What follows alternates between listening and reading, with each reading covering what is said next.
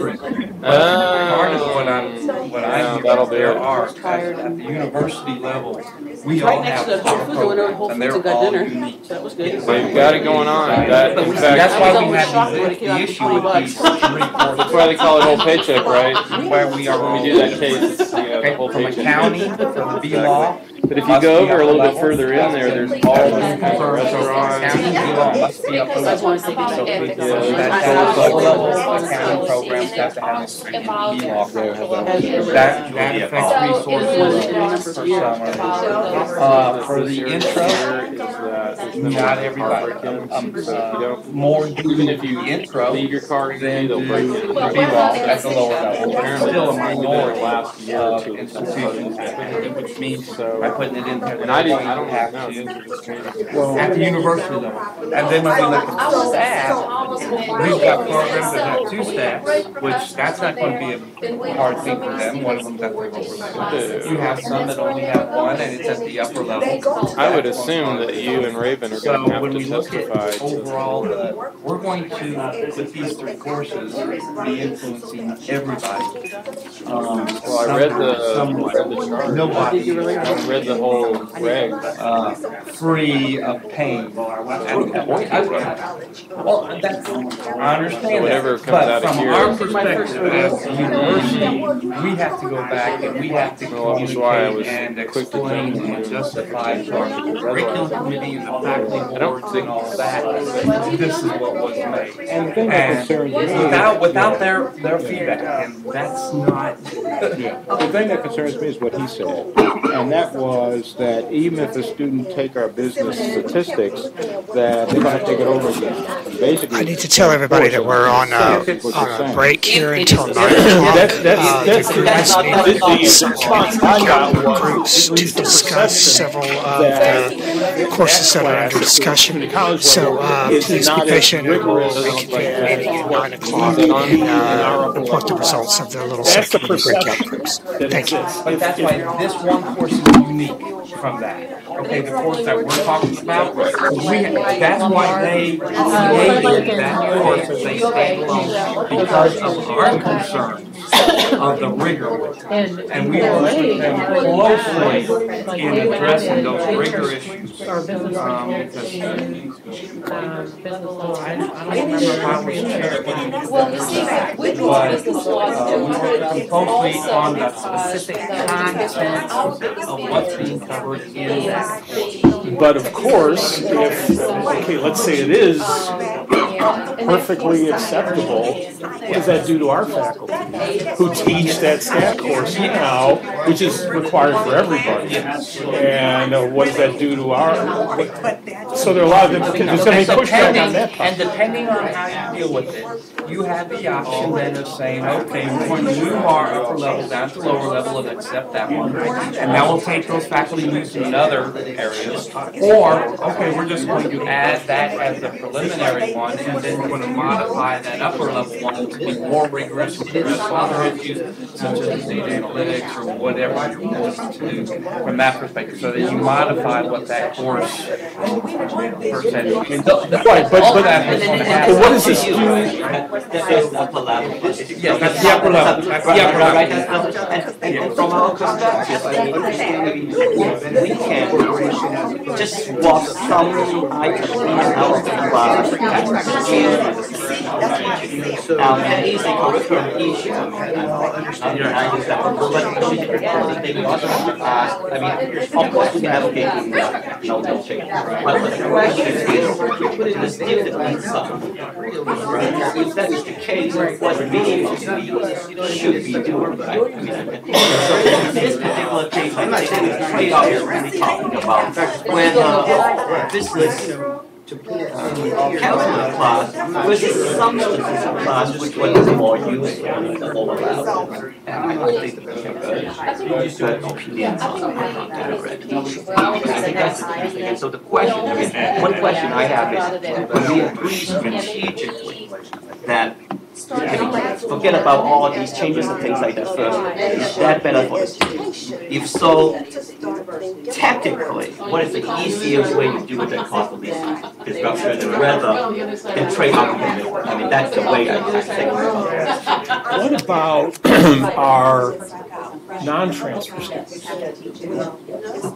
People who start as freshmen with us. And then we can choose that class. They would just take your class. Which If you're non-transfer, they would just take your lower level and your upper level. Well, That's what would happen. Yeah. You would have to add another in-house math class at the lower level. that's right. because if you modify the upper level, that would be at a higher level than They a cannot just take that right away. standalone class. In fact, the lower level, probably, if we do it like this way, lower level would be a requirement for the upper level. Yeah. More than like. And There are all kinds of dominoes here, Oh, aren't there there? are, because to do that, you're losing 3 hours of elective or from somewhere. You're having to take something out to add that. And that's going to be the case with all three of these particular courses. Some programs are going to lose hours. They're not doing intro, now they gotta add it. Whether it's taught, and if they're not doing it, it's not like, okay, well, we're going to require them to take it at a 2-year. We have to offer it now too. And so they're going to have to get the lines for that and all of that. I mean, I'm not at the end of the day, anything that is a coming. change will cause pain to someone. Yes. And it won't be resource oriented and curriculum oriented, and somebody has to sign up. And that's From not the fun. university perspective, the easiest is, okay, we don't add on any of those three. That's from the university perspective. Of course, We absolutely. don't add any of those three, we've increased and made it modified so it's easier. From the junior college level, those are the three courses they want, because they're business courses that they're trying to do and be consistent across to make their lives easier. The argument, Understandable. the argument that is here is that does doing an associate's degree, do you need, with a business track, do you need more business courses? If it is a 2-year leading into a BBA degree, or is that appropriate for that more, that work-focused associate's degree? That's what I don't know. Let me give you my opinion on that, and again, I didn't go to community college, went straight to university and did all that. And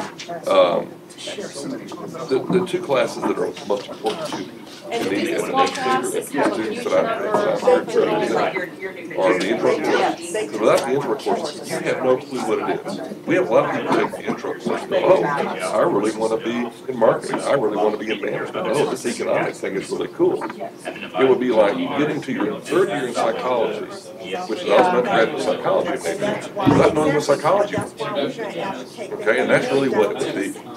At the end of the day, if they don't know what the different things are, when they get to your university, they have no idea. I want to be in management, I want to be in marketing, I want to be in accounting.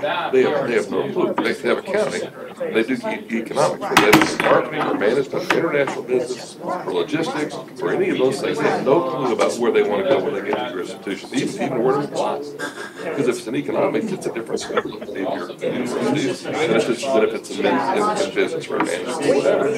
So that one for sure. Statistics, again, I'm very biased about statistics. I've got like 8 or 9 classes of it, and it made me more money in business, and I'm still in industry for 45 years. It made me more money than any other classes that I took in business school. By far, I don't think you can too much.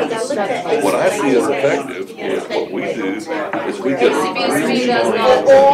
They understand that all the terminology, they know how to do hypothesis tests, they know how to do regression, multiple regression, they know how to do complex intervals, they know how to do test of means, they know all that, they know the mechanics. And what I can see is at the university level, they take that information and say, okay, now let's go solve some really complex problems. So they're solving pretty complex problems with us, but now they're saying, okay, you know all about this terminology stuff. And what I see the most is they use software intensity. So we're going to use this same software either SPSS or one of the other. They're gonna go solve complex problems in business. But you don't, well, I like Excel best too, but a lot of them use the stuff that they can't.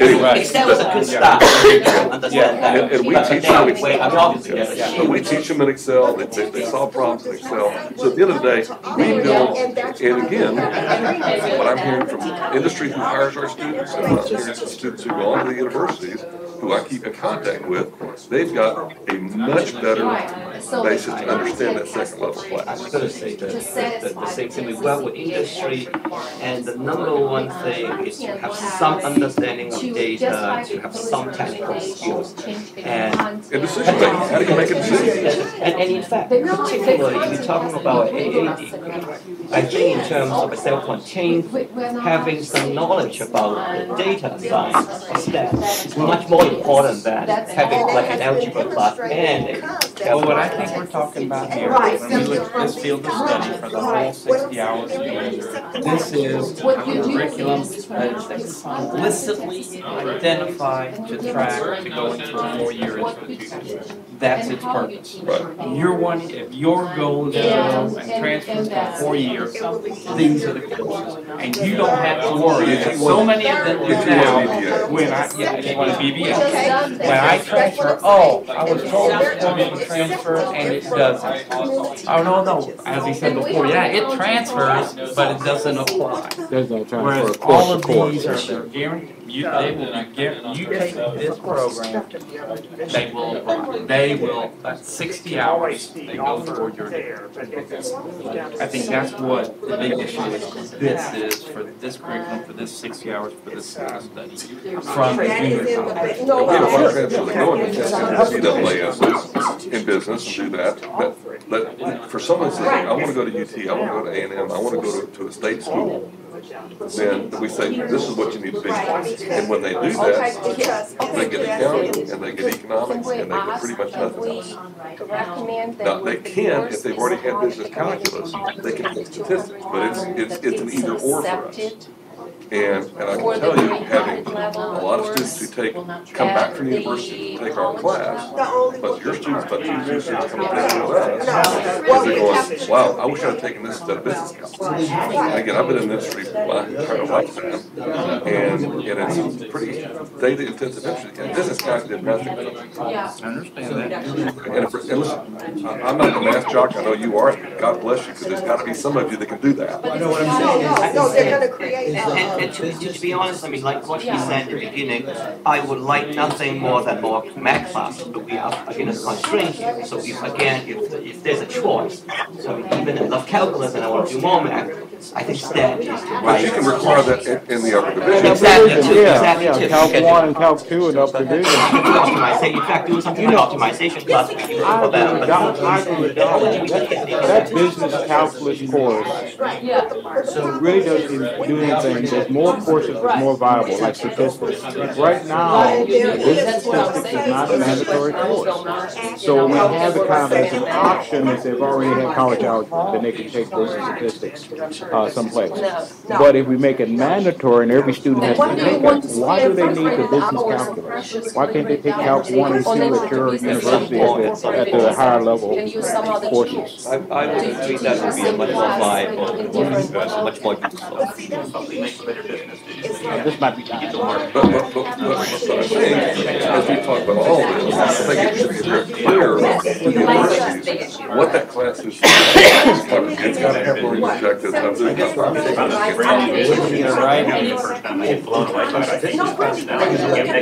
there are the same. Right. And this is our portion, so there's. Exactly. Because you have the statistics class at Yeah, and so, and again, if everybody's teaching this kind of stuff, then they get to then, you know, that's what I got to do. And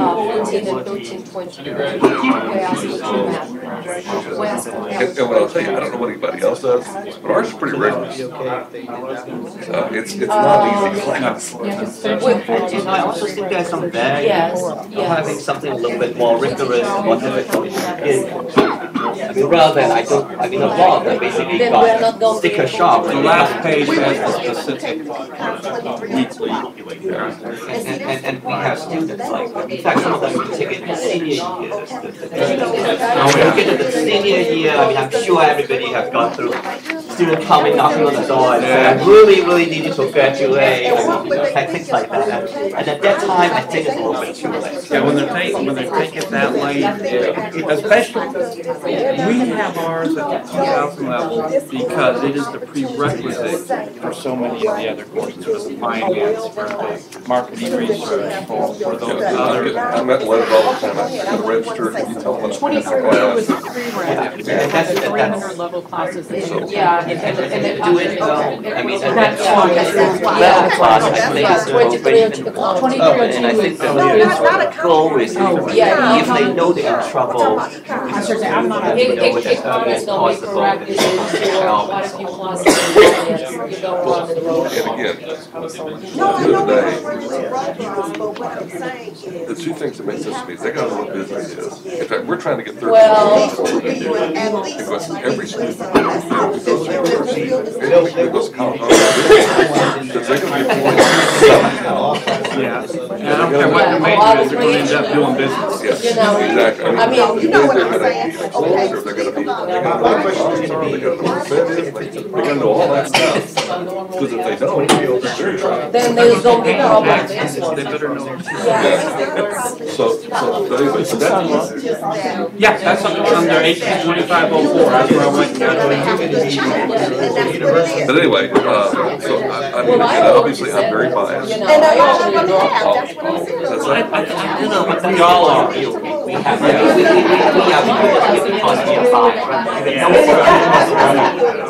And the biggest thing is, what is our mission? Is our mission to come up with field of study to what? To make it easier to transfer every university on this. It's going to be harder for the university to make changes than the junior college to make changes. Because all these changes, we're not able to go in and go to the provost and say, oh, because of the field of study, we now have to add a lower level stack course, and we have to add an intro course, because they said we have to offer those. It's not easy for us either, but we can do it. Well, but again, at the end of the day, that's what this coordinating course is about. Saying, you know what, you guys, the state's paying a lot of money to you guys. And at the end of the day, as long as you give them credit, they gotta say something. And as much as you get as much as you say, look, this is what school, and I don't know if you guys are in pathways or not, but I know what I'm saying is like, this is what you do. And right now, when you look at our guys, they're about this tall, they got 7,000 and that's supposed to clear it up for the students. Okay, and that's cleared up. At least around Now that. this will make it. And I had an issue last semester where That's already on there. course I mean, that's already. one university misread it, at another university, That, I think didn't that they will transfer take from the that, second one. and they will take the. It's all like that. This will remove all of those concerns. The other thing is, this is not a can game either. We're not dictating to everyone, right? There will be It's gonna be. No, we are. No, we But there will be common people when the decision is finalized that we are. But we are not finalized today. We make a recommendation that have to go through a process. Correct. So I'm sure that. But we're the ones that are going to get blamed if it's. That's okay, I'll take the blame. I'm retiring soon, so what the heck? Well, they can find this. Not to test that, which is fine, right? That is true. Are we sending, from our This class perspective, are gives we us sending our students to your university prepared to do and this the rigorous work that they're going to do? That's a big thing. That is our biggest. That's a big Are they thing. prepared to do the work and succeed? And I can tell you that, I don't get anybody else, but I can tell you that when they take his accounting classes, they get it. When they take their math classes, they get it. When they take their economics classes, they get it, and they succeed. again, the transfer students do better at the universities than folks that start there. That's the data shows. So we're pretty proud of that. So at the end of the day, I think we're doing that, but I think that it's what can we do to make this uniform? Because again, the students don't. Although they need it. Okay, now what do I do? Well, I think we're doing disservice to our students if we're doing this. I think we're doing this because if they're going on to your four-year institution, they haven't had any statistics at all, and they're coming into your class. I have teachers that when I'm teaching. We got a meeting after this one to talk to people in charge of AC. They're putting into the Common Course manual to find out what we need to do. I talked about it. Okay, cool.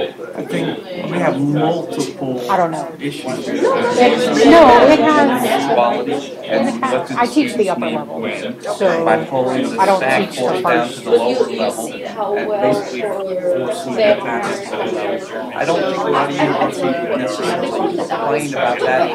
It's a resource issue as far as if they're not doing it now. And the potential cost issue, because when you take a upper level down to a lower level, that's if they choose to stay just one. You look at the intro course, which a lot don't do. No. A lot don't do, others do, but a lot don't. So that's going to be a hit. And then the B-Law course, accounting is a big issue. Look, I love D-Law. We do a great job with D-Law. But if I had to pick 2 out of 3, I'd pick intro and 50. And I'm biased. My lawyer, I don't care. But at the end of the day, B-Law is super important to me. But if I had to pick 2 of those 3, It's also a question of the way. We're talking about transfer students. We are not talking about they have no results whatsoever. The question is, we want to make that choice. Should these 3 classes with the benefit that they take it early? And then there's an argument to be made that they take it later. I think D-Law, and the post we have in D-Law, that's one of the last couple of, they think that's the last semester. Because I need to understand We have.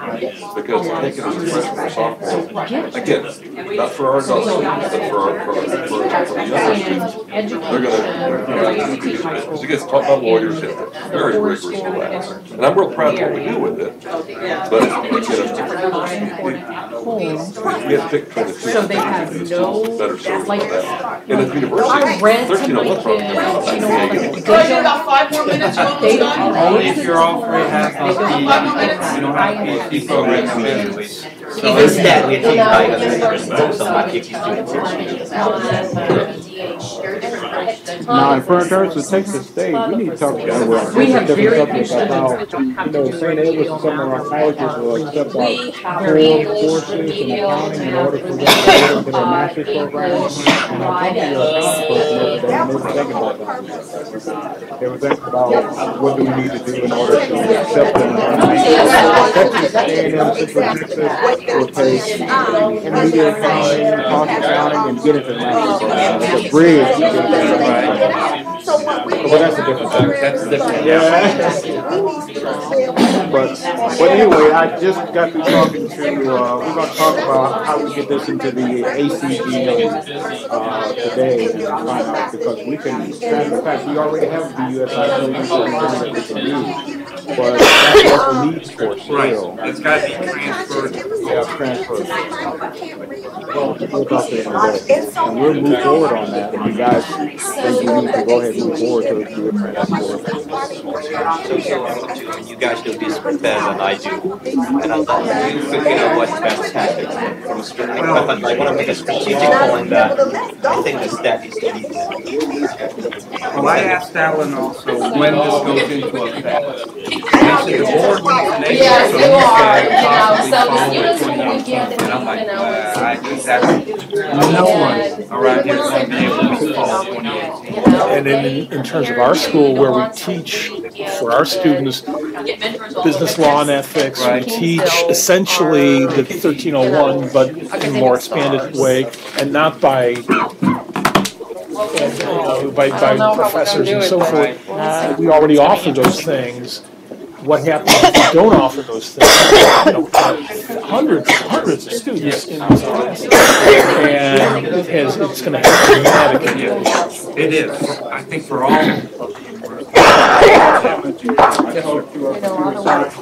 Yeah. I really no, I had the flu over Christmas, but I'm not contagious. Okay. Okay.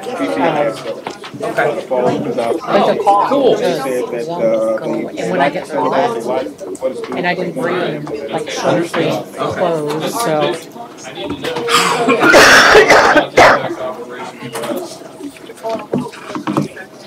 So we gotta be, I gotta be ready for Monday. We try. That's a drug.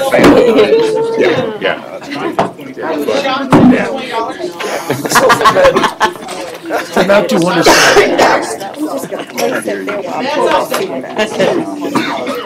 Styrofoam?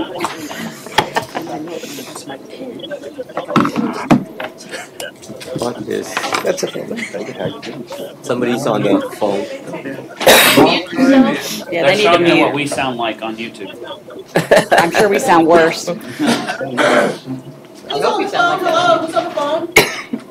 Val was on the phone. Val, on the phone? Okay, this phone is really bad. Maybe two people. She's on the phone, but not at the phone. I couldn't make out. Can you mute yourself, please, so we can hear the background noise? Mute yourself.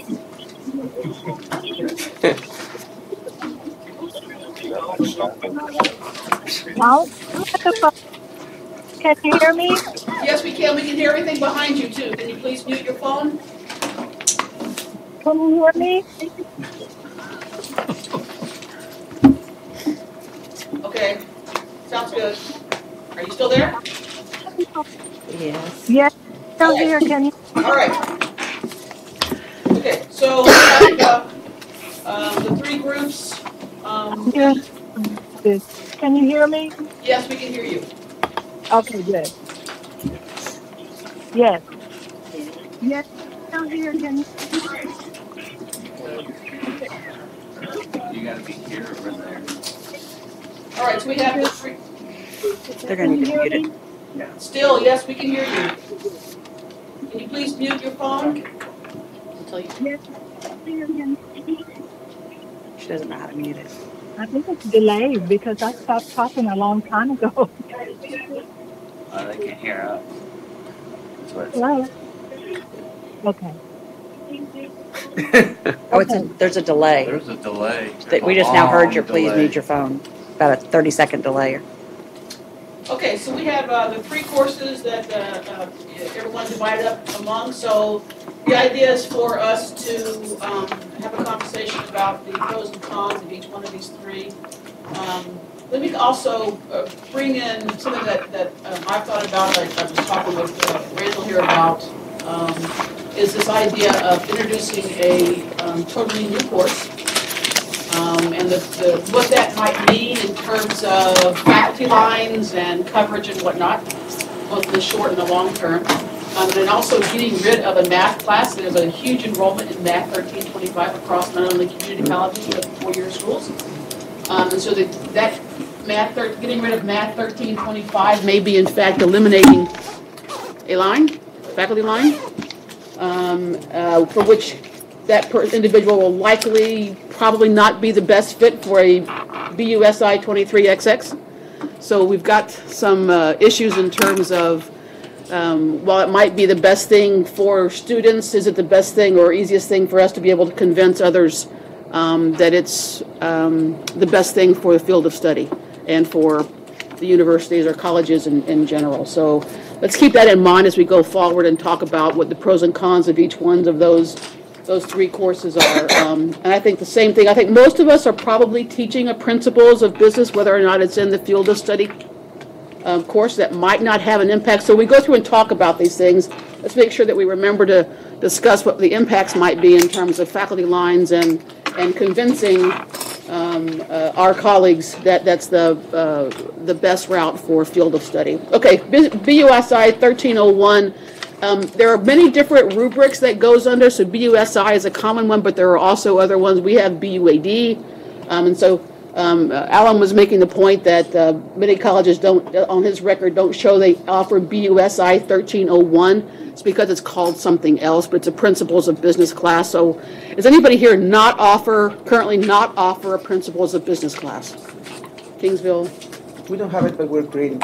You are creating, so it's on the horizon. We have one, but it's a MANA prefix, a management Right, prefix.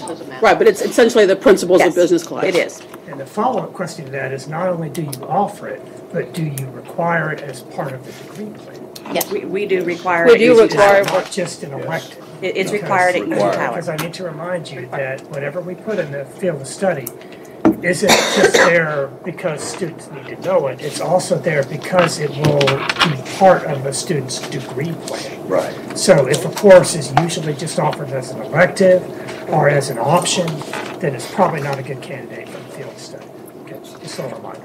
All right, so BUSI 1301, take it away.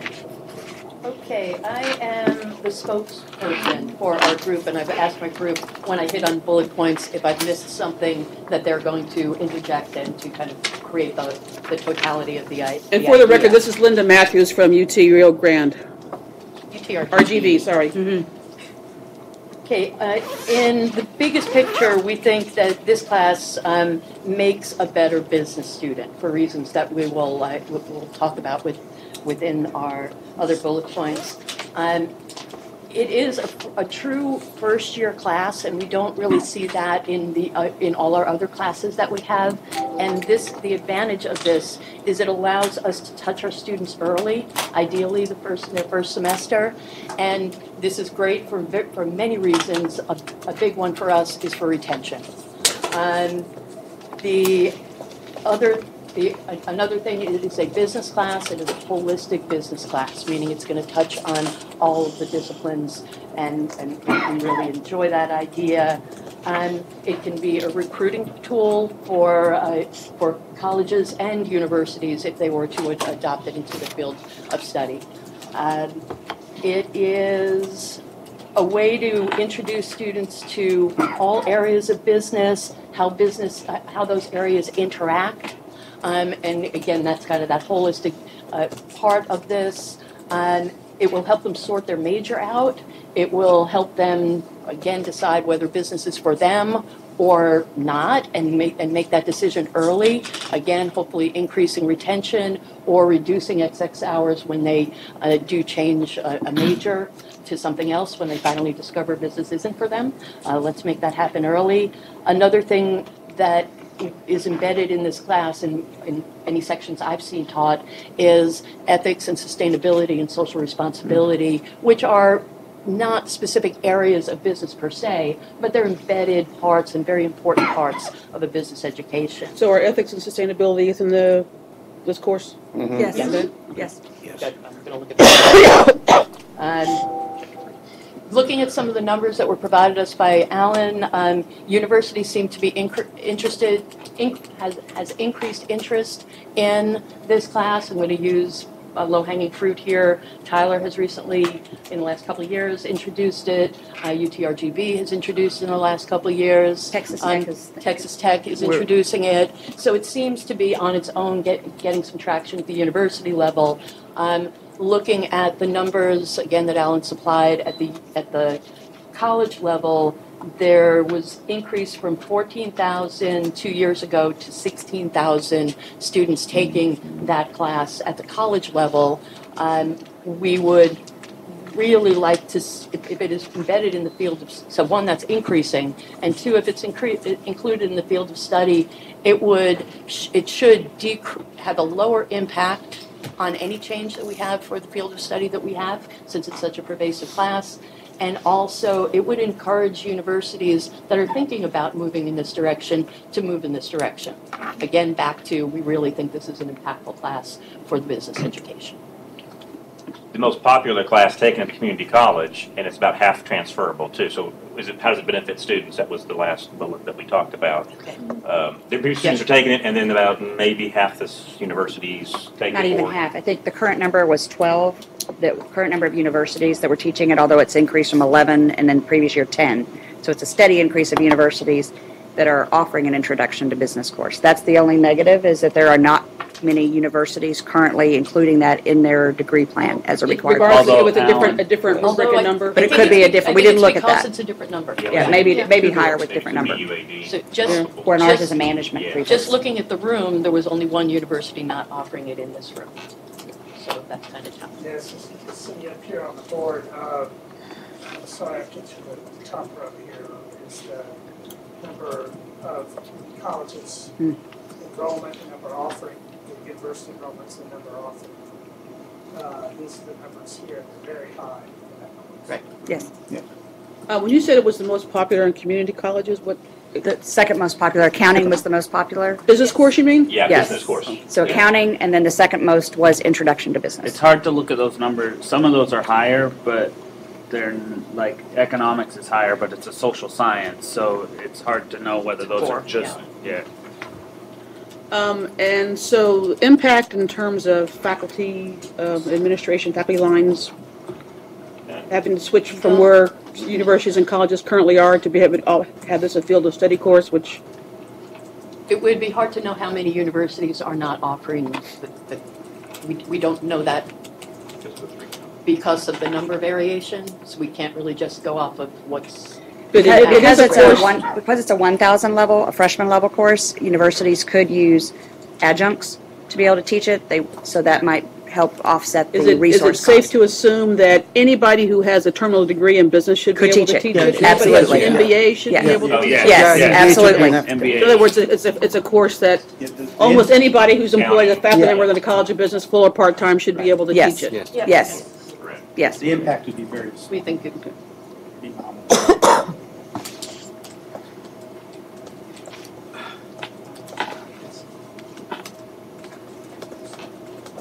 Anything else about BUSI 1301?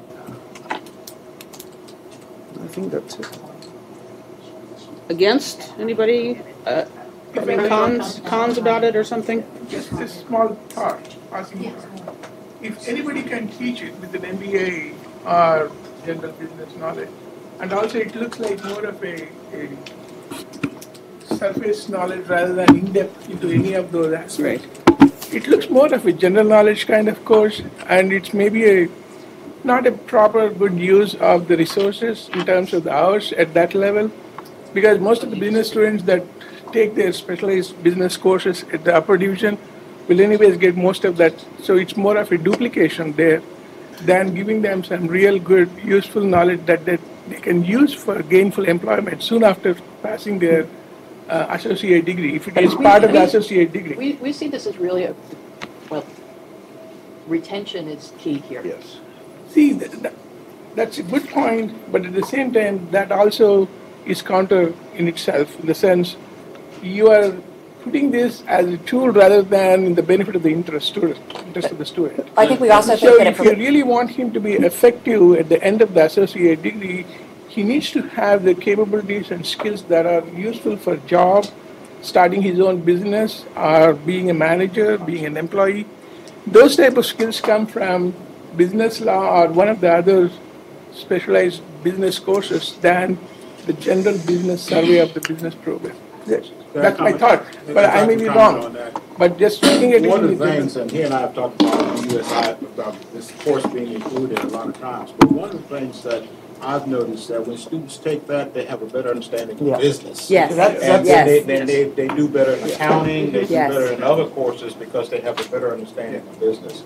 So if this course could be included in the field study, I think it should be because it gives them that greater knowledge. Yeah, and when they take accounting, they already have heard of accounting, and they have heard of marketing, and so one of the things that we want of our business students isn't that they just know how to do accounting, but that they know how accounting affects everything else. And this course gives them the background of everything else. if that is the point, all we need to have is probably a chapter on systems thinking to explain what a system is and how a business is a system, and it has all these different parts of functional areas that are part of the system. So they understand how accounting affects finance, finance affects P1, and P1 affects human resources as a part of the system. So that's one big chapter, maybe a couple of weeks in one of the other courses could take care of that. They also need an area to know what is HR, what is marketing, what is information systems, what is operations, what is, so you can't understand or you can't appreciate the interrelatedness unless you understand the part. And I also think that we remember our challenge here was to. That looks more like a course which is suitable for non-business majors than business. No. Remember, our challenge was to try to help reduce the number of excessive hours, to help facilitate the transfer of students who may come from another college or university. And there are 15,000 students taking this course now that they're having to use an elective that that could add to excessive hours. If it's part of the field of study, it can now be part of the degree program. We teach this class as UNIV class, and we utilize, we teach this as 1 hour class and utilize technology. And part of it is to increase retention, and it's a very valid point. Use the rest of the time to prepare students for career in business and also engage them in student professional associations and and get them acquainted with the business faculty. And the reason for it that we made such dramatic changes to the format of the class is because of the student comments, because Principles of Business class got huge pushback from the students, and provost decided to step back from this class because students found it just a waste of time. And our data shows exactly where we are losing our students and how we lose our students. And so we have been pouring, as an institution, we have been pouring a lot of money in increasing retention, and it increased over a 5-year period from 58 to 75%, and then it flattened out.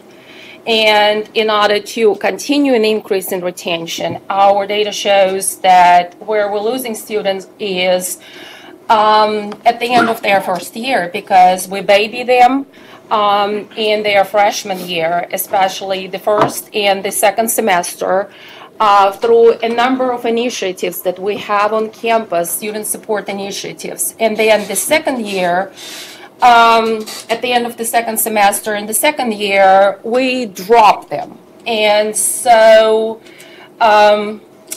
that's why we rethought the format of the Principles of Business class.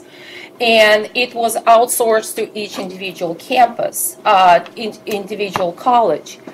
I'm wondering what other field of study groups have they commented on similar classes, because other professional colleges on campus have a very strong opinion about this class, like the College of Engineering, for example, the College of Education, and they're actually thinking about getting rid of it altogether. There's an interesting example came up recently in architecture. When architecture met, the Field of Study Committee decided not to include Introduction to Architecture as part of Field of Study because they felt that it didn't contribute to degree programs.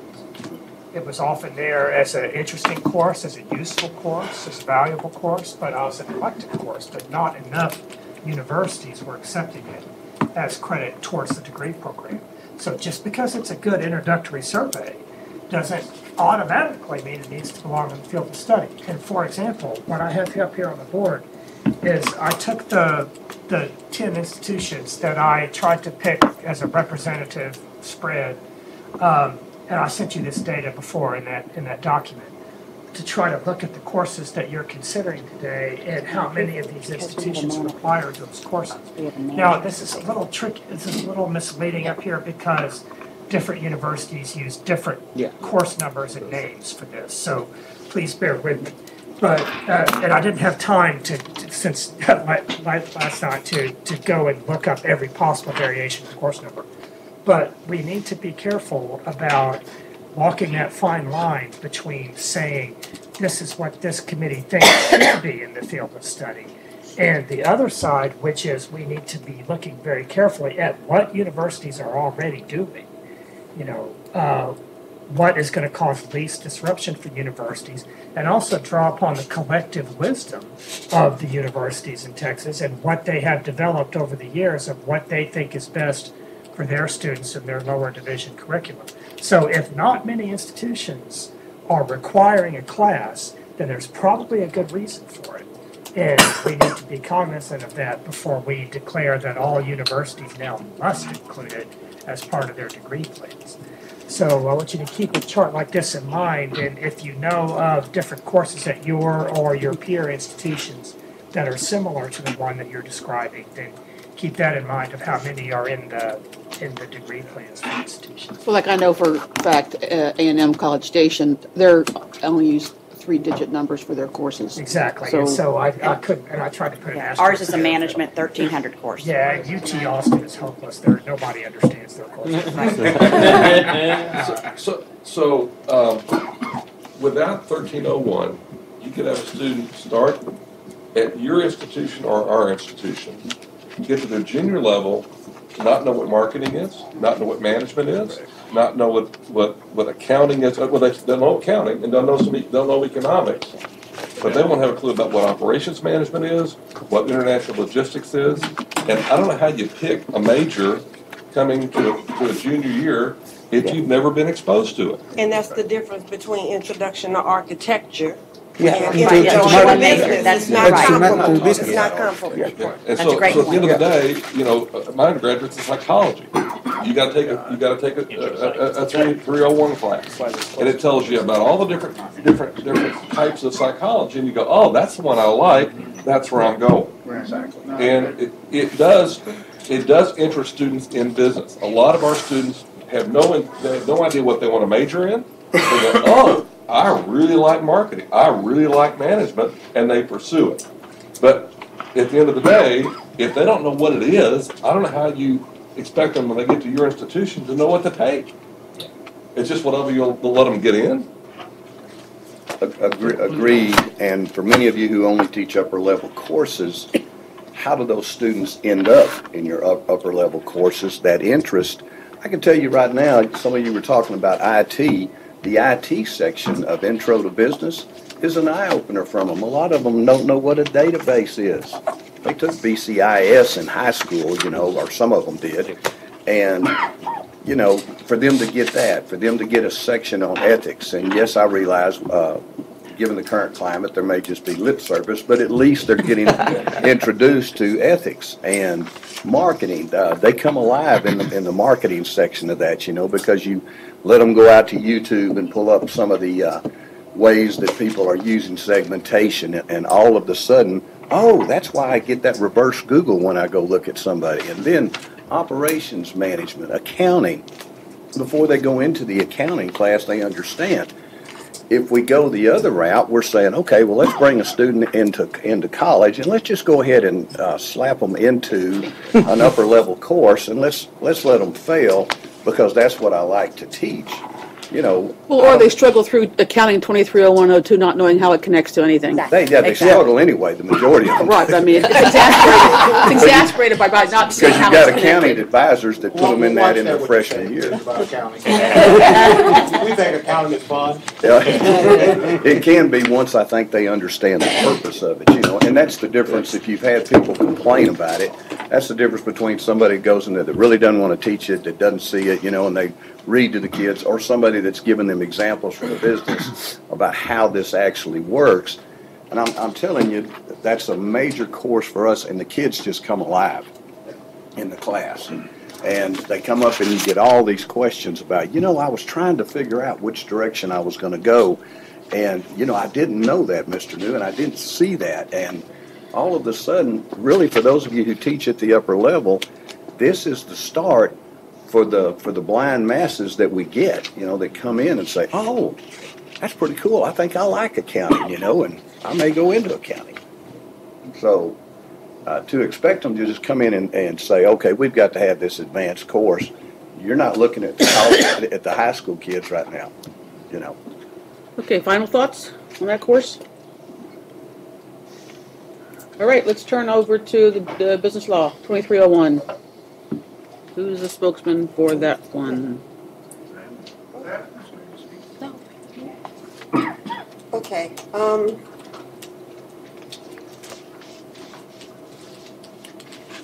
let's see. Okay, yes. Raven Davenport is talking about BUSI 2301. Okay. From Austin Community College, sorry. Houston. Oh, sorry, Houston. I see. Difference. 200 miles. Still big difference. Okay, I'm advocating for business law because I think that this is a course which students need not just for school and for their degree, but for life. This course teaches them the basis of contracts, which they are going to need throughout their career and their life. One of the main reasons for pushing for more BUSI courses in the field of study is because it's a business field of study, and previously there were no business courses, no business rubrics in the field of study. I'm not sure who was on the panel 17 years ago when they came up with the first one, but things changed. That was 17 years ago. I mean, things have changed even from last year. So I feel that I would be remiss if I don't push for getting more BUSI courses in the business field of study. And I think the ACGM recently revised, and there are 4 in there. I really think that all 4 of them should be in the field of study, but at the very least, it should be introduction to business as well as business law. And Natalia, you were going to speak from the student side. I yesterday just Googled, because we're here for really in the best interest of students to see how we can serve students the best and see what students think about business law class. What do they get out of business law? And students' impressions, well, in our college, it's one of the most favorite classes, even though professor closes door if students are 1 minute late, and professor is very strict. Students learn a great deal about the contracts.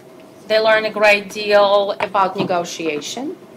They generally perceive the class to be very useful for their overall development. Understanding how legal environment works, it broadens their horizons. So if we have students who don't necessarily graduate with a bachelor degree, and they go in life, and they may potentially open their business and be entrepreneurs, or be taxpayers, citizens, then they need to know business law. They need to know how this world functions. And it appears from students' perspective that this class is very helpful. Another thing is that one of the things that higher education always gets is that we are always responsive in everything we do. One of the examples in our discussion Raymond brought up was in his class as he was teaching business analytics. At the graduate level and data science, let's fast forward a couple years. we're living in Texas. Hopefully Texas will become an emerging Silicon Valley. And hey, we're in Austin, it is a tech center. So we're talking about patent. How will our students know about it if it's not for the first time that they're introduced to that in this class? And the class touches every aspect of business. They talk about accounting and professional responsibility, talks about social responsibility, it talks about ethics, and we need to make sure. Talk about ethics. How are we going to have a new Bill Gates? Our curriculum doesn't. And that's the issue. That's the issue. There is, I guess, different curriculums. It's been a big discussion about it. Different levels of classes, and that's probably going to be the biggest blowback, is that people are taking it at different levels, and we're saying it should at least be in the undergraduate level, and then because they're going to have to take another legal class if they do grad school. Is that correct? No. No? Does anyone here have an MBA program? If you have an MBA. Yes. Okay, you don't have it? There's no? No. Well, see, they need as much law as they can. Yes. Carrie. The point, I made a phone call this morning to our accounting CPA expert in our department who works with the CPA licensing to verify what Reed had said yesterday. And he absolutely confirmed what Reed had said yesterday, that it must be a junior or senior level B-Law class in order for an accounting major to sit for the CPA exam. So I don't think anybody would disagree for the value of business law. I think the difference is it has to be a junior or senior level class for it to count for an accounting major. And due to the economic situation that we are all in, to have an extra section dedicated only for accounting majors at a junior or senior level course is not feasible at this particular time. So I would argue that it has to remain a junior or senior level course, which means it could not be in the field of study. Did your professor talk to Texas CPA board? Yes. Okay, we dropped it to the 200 level class, and we do have an accounting program. And we work with the Texas CPA board, and our 200 level class is certified by the Texas CPA board to be accepted. Do you have an additional class on top of that? No, we don't. This is the class that our students take. Yes, and we know that the Austin Community College class is certified by the Texas CPA board because it's on the Texas CPA board. It's not 2301. It's not 2301. No, it's not. Right, but it is a second level. It's not a junior or a senior course. Her 2301 is not acceptable either. It's 2305. So what you do is you work with the Texas CPA board. I would argue that that's going to have the most resistance from universities. Yes, it will. Yeah, we know Yes, that. it will. We know. Yes, it will. No questions. Let me jump in and It's going just to have add some resistance from data state for you boards to too, because consider it's here as basically part a of that. software course, and they're not going to accept the software course as a full. You may have an exception, I don't know, but her 2301 is not acceptable either. She has set up a 2305, which is contracts, which is acceptable. Like we have set up our own business law course at ACC for accountants, not 2301. 2301 is not acceptable. Yeah, it will. No questions, it will. That's just for accountants. And especially for the schools that have a separate accounting program, like for you guys, no questions, it will. If you have a separate accounting school, no questions. And as I mentioned, I think that right now there are a couple accounting bodies that are working together in order to streamline accounting requirements for accreditation, because it's getting to be very complicated. But I think I just would argue that the current business law, the way that the majority of universities across the state of Texas are handling that, is a junior and senior level because of accrediting. That's one of the reasons why we see that most of the enrollment of accounting students is going to Florida and California. Okay, Ellen had something to say. Well, just on this question, it's important to have the background for it about where this course is taught at what level. The level I've highlighted here is for this course. It's for Business Law 2301. It's offered at 8 of the 12 programs, so not every program requires it. The enrollment is okay, but not just super dramatic, as you see here. But this is what I want to show you.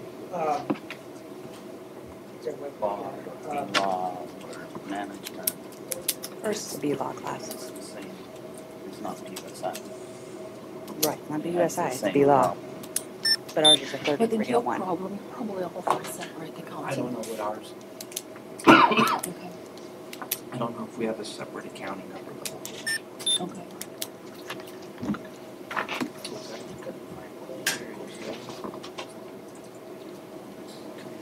These are the courses that are offered in business law at universities around Texas. The level that they're taught at. 3 is the sophomore level, 3 is the junior level, 2 is the sophomore level. As you can see here, of these courses that are offered in various names with various course numbers, 8 of them are taught, 8 institutions teach it at the sophomore level, 13 teach it at the junior level, 1 teaches it at the senior level. Here are some additional ones. Legal environment. 9 teach it at the second level, 11 teach it at the third level. Here's another one, business law, legal, business organizations at these institutions. Can you 1 please, teaches it at this. can you please at scroll this down to level the 2. summary of the levels and number of classes so I can get that into the record? It's right here. The number of all the classes that are taught in legal, various names and various course numbers, 27 of them are taught at level 2, and 40 of them are taught at level 3. At the sophomore level. So it is a fact that most institutions do teach this at the upper division level. And I would argue that they need to teach it sooner than later. That's And that's the whole purpose of, I think what I'm seeing is, the status quo. We want to go with how things have been done, and I think we need to look forward and look into the best interests of our students. They need law. They probably need law in junior high school, but we need to. I'm arguing that we give it to them at the second level. How many colleges, universities currently teach a business law class? Everybody. Yet it's not in the field of study. I would argue that with the exception of the intro course, every college of business teaches all of those courses. Right, and so the question about whether if it's not in the field of study, does that mean it's not going to be taught? No. No, it will be taught. It will be taught, but if it's a level class, then it should not be in this field of study, right? If it's 3-level class. Right. If it's taught at the junior level, then it should not be in this particular. It's in a BBA core or whatever it is. That's correct.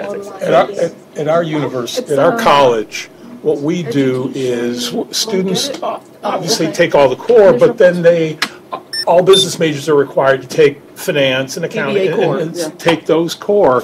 And then the business law and ethics class is taught after that.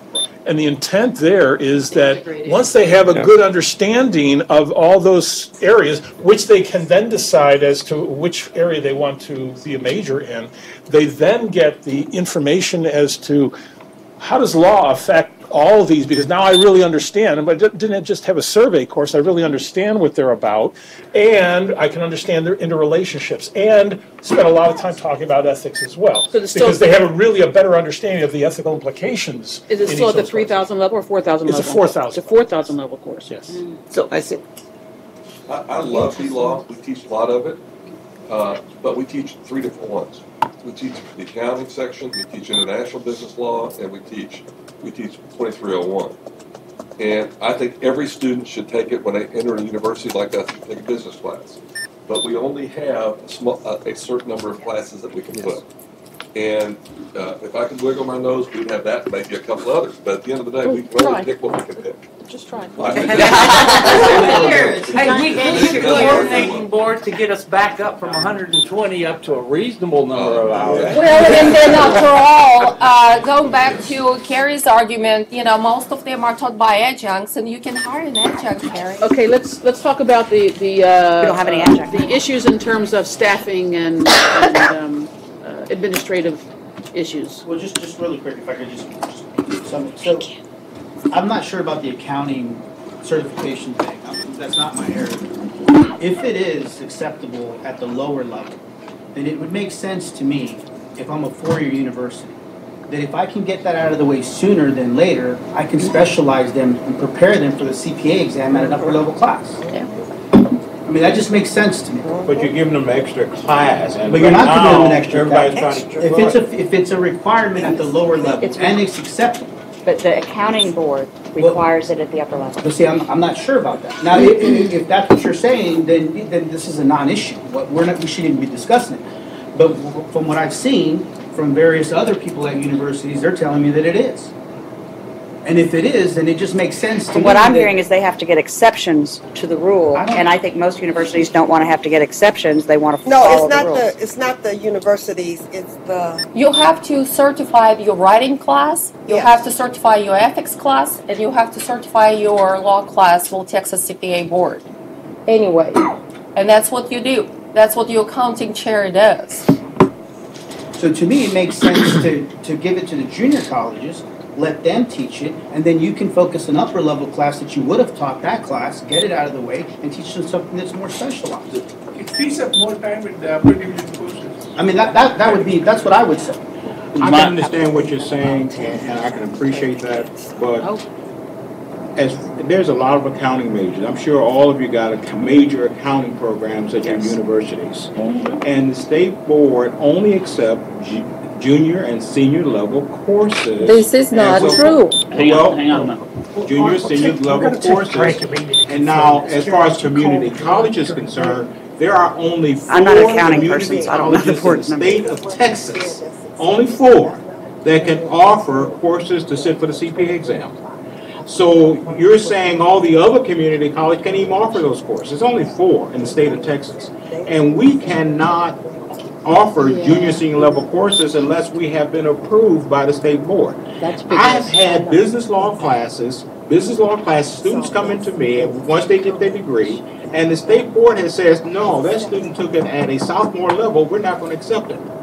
They won't accept it if they take it at a sophomore. I don't care if they come from a 4-year institution. Well, if it's a 2,000 level course, the state board said they won't accept it. Now unless that's changed someplace, or unless you've gotten a special approval, then that's not going to happen. I just called the state board Is just this to your check with special them. approval? Because you just said... You got special approval. No, for is this 23 you? No, that's you. No, we don't have BUSI. Yes, I just called Houston. I just called the State Board of Accountancy, and they said that I just talked to my chair, and it's not BUSI, Well, they sir. said for Houston Community College, it's 2305. That's what they said. Yes, it is, but it's not a BUSI. Well, maybe it's BUSG. I don't know. Okay. All right. Okay. But you have to get special approval through the State Board of Accounting, and if you change this to a sophomore course and offer it at all the community colleges, it will affect your accounting programs. I'm going to tell you that right now. That's not what I want to do. But what I'm saying, though, it just makes sense to me that if that is not true, then why not get it out early? But it is true. But we don't know that because you've got different. Well, It seems to me, what I'm hearing is they're that not accepting you would 2301. They're accepting something else. They're accepting the workforce version, the WECM course. What they're saying is the learning outcomes of 2301 are not acceptable. Go ahead. No, accounting class is 2301 and 2302. No, we're talking about business, 2301. The State Board of Accounting is saying that they are accepting your 2000 level, but your 2000 level has different learning outcomes. Right. Than Right, and I think the issue is the contracts. Right. So The workforce has more contracts than the... So are we comfortable suggesting a course where every college, except the 4 that already have it, would need to go through some kind of process to be able to That's get the the point. stamp of approval for that class. Well, Are honestly- we Not gonna make sure willing that to do that's gonna that? be- Honestly, the THECB would need to get that approval, and once they get that approval for that course, it should be accepted by it for everyone. No, that 2301 is not accepted by the State Board of Accountancy. If that course is Is approved, revised. then we'd be fine. Yeah, if that course is revised. I don't think they should grant the approval at that level. Well, okay, so let's move on. Any last comments about that course? All right, then let's move on to the BUSI 23XX stats class. Who's speaking on behalf of that? I guess I am. I did some checking. Is the because- title of that business statistics? What is Business statistics, yes ma'am. I did some checking because one of my concerns is our two big brothers are not here. And my big concern is all this work that we're doing, and when it comes time to that 30-day, they come in, they weigh in, and all of a sudden, all of our work doesn't matter since they aren't here to discuss. You're talking about UT and A&M? Yes, ma'am. TU and A&M. Let's go. Well, Hey, I'm an Aggie, core cadets, it's inside. well, no, it's Texas. I went and looked at both of their degree plans for business. And both of them accept that 2371 course that we got developed already for the stat course. So They accept it for, they accept it for business stat, 2000 level stat course. they accept it for their field of. For their, not their Field of field, study, their their own, degree. whatever Yes, program study. yes. So it, In their degree plan for in their business. degree plans, yes. As part of a 120-hour, yes. Correct. I think the issues with the stat class are similar to the B law in that a lot of courses have it at the 3000 level versus the 2000 level. Many programs have two stat classes, and so this one could serve as the lower level one from that perspective. Just as a curiosity, what for Texas and A&M, do they have another 2000 or 3000 level stat class that this is substituting for, transferring in Yes, as ma'am. 3000 or 2000? 2000. So 2000 level. UT and A&M both have a 2000 version of. That's how I of a saw similar it. course. It is business stats on their degree plan, and it's a Yes, 2000 level course. Yeah. So it's similar to what you're suggesting. Okay. Yeah. Both the business law and the stat class both have issues with courses. The difference is the business stat class doesn't have the issues with accounting, credibility, all of that. And it already has a course that's been approved. It just has to go one extra step to be put into the overall pool from the localized to the general version. So from that perspective, I think as far as these, it's the easier of the two. As far as the need, we can make the exact same arguments for business law that the sooner they get it, the better. I would argue that as far as an influence in the upper curriculum, the stat class will have a much broader impact on the economics, and marketing, finance, the IT. So that's just going to have a much broader impact. Can you say the one on Texas and A&M's degree plan, is it a math class or what is it? That's UT's program up there on the board. They have legal environment of business.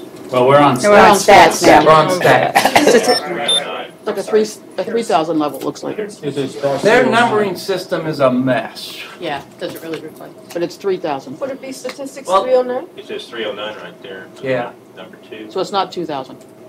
Well, they don't have they don't have any 200 level courses. Oh, But they accept it for their 3000. But they accept it for that course, yes. When you say accept, it's accept for But they have a second one. What I've got right here, this is their course equivalency. And by the way, Texas A&M uses legal environment on the 200 level. Yeah.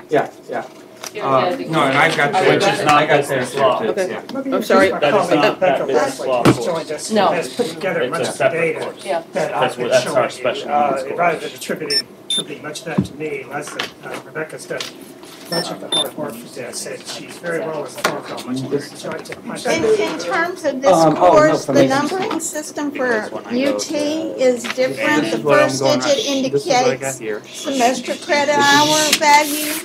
So if it's a 3, it means it's a 3 semester credit hour course.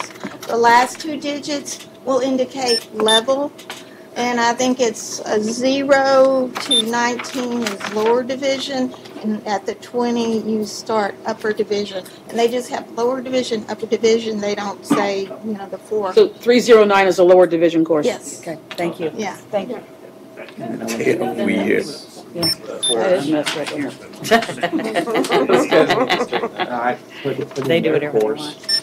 And just for your information, business statistics along with economics is acceptable by the state board from the community college level because it's been able to transfer to UT, Texas A&M, and other colleges and universities. So they will accept those courses. This is But it does look like there is a second stats class on there. Yeah, they have 360. It's like 371. Yeah, 371. 371. 371G. Yeah, they have a lower and an upper division. Just from a practical standpoint, I can't tell you about the mechanics of the universities and all that, but I can tell you this is a program that works.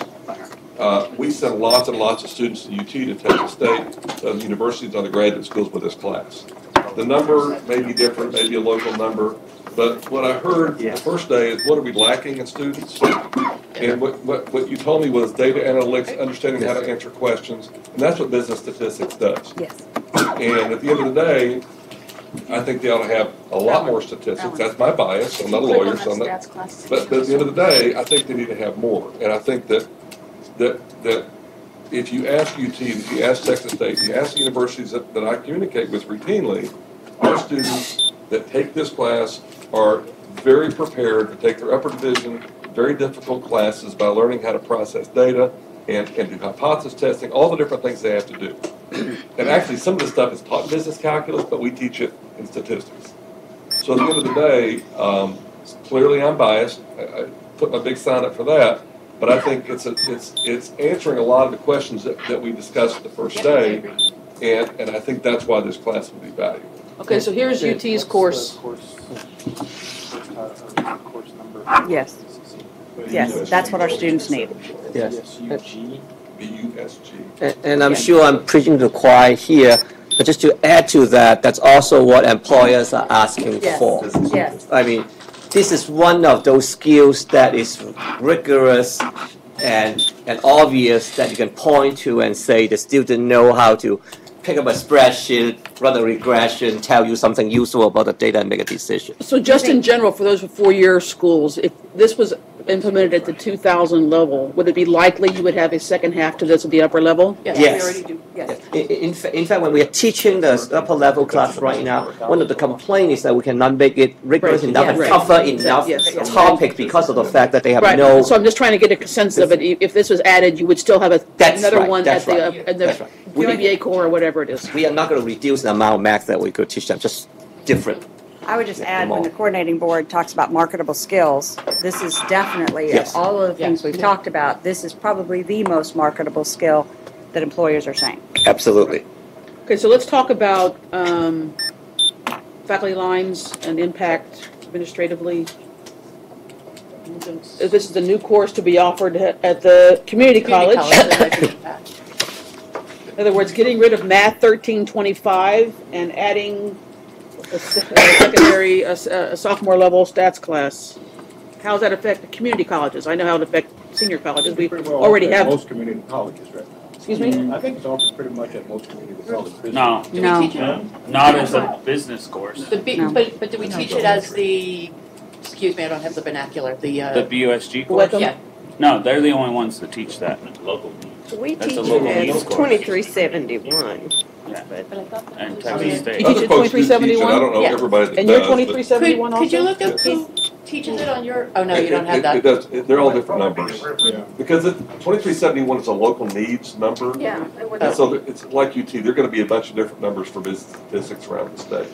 So just saying that nobody requires it, that his spreadsheet's not accurate because But isn't there a non-academic class that is a that's business? elementary statistics, and that's not business. Math 1342 is what's taught. Yeah. Right. That's what we, but Because that's our only choice. That's an academic class. There's not a Isn't WECM there- course, no. Well, there might be a WECM course, but No, we don't want to do but WECM. that we're not. No, I Their know. USG course is not a, although it has a WECM designation there with BUSG, it's a academic course. I'm just wondering if, and WACM is what I say? WECM. Is there, What? I'm trying to think, is there an course? Is it not a Because you local have to have needs? special approval Right. to teach that as an academic course. It is still, it's a local needs WECM course. That's what I mean. Okay, so it is a WECM course. Yeah. It's And been so- designated as and as a local needs. WECM class, is it taught at your colleges, and then you can, then perhaps you have some of the capacity to teach that once it. But we still have precedent from A&M and UT at a sophomore level business stats class. It's probably very similar. It's an academic, they're academic courses for sure. Yeah, I'm It's not trying- I'm trying ACGM, to- but I'm trying to address the issue of impact on faculty members. The question I have is how do we get this into the ACGM? That's what you have. You all introduce it as a. Yeah, we're going a to class? introduce that. I've already talked to our person, well, we're willing to introduce that, but it's the state, it's the coordinating board that has to give us the process that they want us to go through in order to get this into the, that. Well, I Anybody think- have any information well, I on think that? we have we have precedents in that A&M and UT. I mean, those are the two big. They're not in the room here. They're the ones who are most likely going to be the ones that will provide negative comments to things that we're discussing right here because they're not in the room to provide their point of view, which kind of suggests maybe, well, they don't care enough that they figure they have enough weight without being here. Or But there is As Alan precedent. said, Austin doesn't have that much transfer. Nor does A&M. So their impact is less than some of the people in the room. No, but they would still have to be We part have of a their lot field of study. transfer to Texas Yeah. State. It would still be part of their field of study. What about UNT? They're not here either. Well, so I said A&M and UT. UNT. Oh, UNT. Oh, they don't have much. Or Sam Houston. They don't have as Lone Star, you would think. Yeah, they probably don't have as much power as those two big flagships, anyway. Sam Houston takes our class. Yeah. A&M Colleen takes our class. Okay, so get back to the faculty lines. Any significant? I'm not sure Things to about the consider. community colleges, anyone other. I can teach that class, that BUS, whatever they create, that's no problem for me at my college. But the problem's gonna be is who's gonna create the math department's gonna say, well, we teach that in math. Yeah. Yeah. And just tell us what the outcomes are, we'll incorporate it into this math class. That's the first thing that they're gonna say. Which then math I'm- class? 1342. Whatever the math Whatever class that is. we are not doing. But it's You not. know, We have it as in the but I'm math just, class. I'm telling you, this is the potential that's gonna happen, this is the impact that you're asking about. So there's gonna be some discussions with the math class, and then the idea of, well then, my students that are taking this class that you're saying we're not covering it is, they'll take your class instead, and now you're cannibalizing the students that could potentially be taking the math class, as opposed to this BUSI class. Well, I will say that because this is a WECM course, the credentialing for a WECM course is different than the credentialing for an academic course. An academic That's course, exactly right. yeah, and so I have this no is- problem with that. This right? is all experiential, Right, not but what I'm saying is that other education. community colleges, right, the business department, if they're teaching WECM classes, they're not gonna be qualified to teach that BUSI class. Correct. That's true, so we're not. Correct. So I'm saying the impact, that's all I'm speaking to, because you're right. Because I don't have a problem doing it, because I have the credentials for that. Am I wrong? But Community other people college cannot. can say it, but I thought to teach in the program, especially for a degree program, you had to have an MBA. You do not have to have an You don't have MBA to to have an teach a WECM course. Not a WECM. Well, you have to have an MBA to teach. For ACTSB and for SACS, we do. We have to, it has to be MBA. So all our instructors in our management courses are MBAs. Well, that's good, that's great. And including our adjunct But what I'm faculty saying members. is, if you're talking about potential across The state. the state, then there's other people that are teaching WECM classes that don't have that. Well, So that they will not be able to teach that. Maybe I'm BUSI. Right, but there is no How hard is sophomore it level to get- math class that there would are fit that. MBAs who are willing to teach as adjunct faculty members. I don't think we've ever had a problem in finding adjunct faculty in our program in order to teach. Well, you're in Austin. The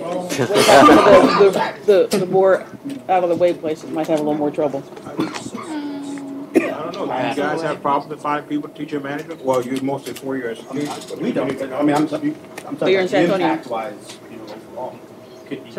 To give some background on your question about how many institutions are offering this and at what level, this is some information that Rebecca pulled together of existing universities that teach statistics, sometimes with various content and various different course names and numbers. But here's the level that they're teaching it at. These institutions, these 11 institutions, are teaching it at the lower division level. There's a much larger number, 40 institutions are teaching it at the upper division. Right, but I think that There's a bunch of classes in that upper division that. Yeah. I think what we're suggesting here is that the one that's being taught at the upper level is a second class, not the only class. So let me make an example. So we actually have two. We have the 3-2 and 3-3-2, Statistics 1 and Statistics 2. The first one right now is required. The second one is not required for degree plans. So if this changes, one of the possibility is to basically just flip the first one to a lower level and retain the second one and make it required. 6 hours. Now that would be obviously that would have a resource issue associated with it because more students will be taking that class. But we also use PhD students to teach. I have to go talk to my chair and see what she thinks about that. But from a student point of view, again, I think that's one of the things that. So you're adding 3 more hours to the degree? No. We're getting rid of Math 1325. Oh, okay. Yeah. Which you're getting it out of the way sooner. That's right. Now, Which I think is a great idea. But we think that is a benefit to the student. we think it's a benefit of the student. Changes obviously is hard and costly, but we think that a stat class will be more useful from an employment point of view compared to a. Get rid of 1325, I'm sure the math department will be happy about. They're going to. Of course not. That's a faculty line in math. Yes. That would not be able to teach the BUSI 23XX. So They wouldn't. May or may not. May or may not. May or may not. They might Might be not. able to. Our colleague Michael Williams is calling in from the great beyond, and since we're having technical difficulties, I'm going to put him on speakerphone. Michael, can you hear me? Michael from Oz is calling in. Yeah. Okay, go ahead with your question. Oh, well, I just wanted to mention, at Prairie View, going to statistics, students have a lot of trouble with it, and we've had to add extra 1 hour recitation session. And I'm a little worried that if we add a statistics course in the field of study, it might become sort of another gateway course, and students will try to avoid taking it, and therefore avoid the BB, the whole business angle. I just wonder what people's thoughts were on that. We can't hear them. I can't hear a word. Math 1325, which is a very big gateway class that the students would avoid. Rigorous is not the correct word. It would be as difficult as If they need these skills to be successful, they need these skills to be successful. They need to. Business statistics, I think they'd be less scared of than But they're already going to calculus. dodge math. It's business statistics versus calculus. I think students would rather take business statistics. And to some extent, it's not about what the students like, right? They would like nothing but give them a degree and they make $100 million, right? So it's really about what we think and what we heard from employers that was more useful. Yes. And in terms of the rigor, calculus and statistics, flip a coin, right? Some students would like one of them. Yeah. But yet but relevance. Okay. I would go to stats. That's right. And we can teach it at any level, right? We can increase the rigor, we can decrease the rigor a little bit. We all have done that. So I don't think that's the big issue. The issue is relevance. Okay, so any final words on I this have a question on the certification for that WECOM course. What are the requirements? Because right now our college is using math department to teach. So I would.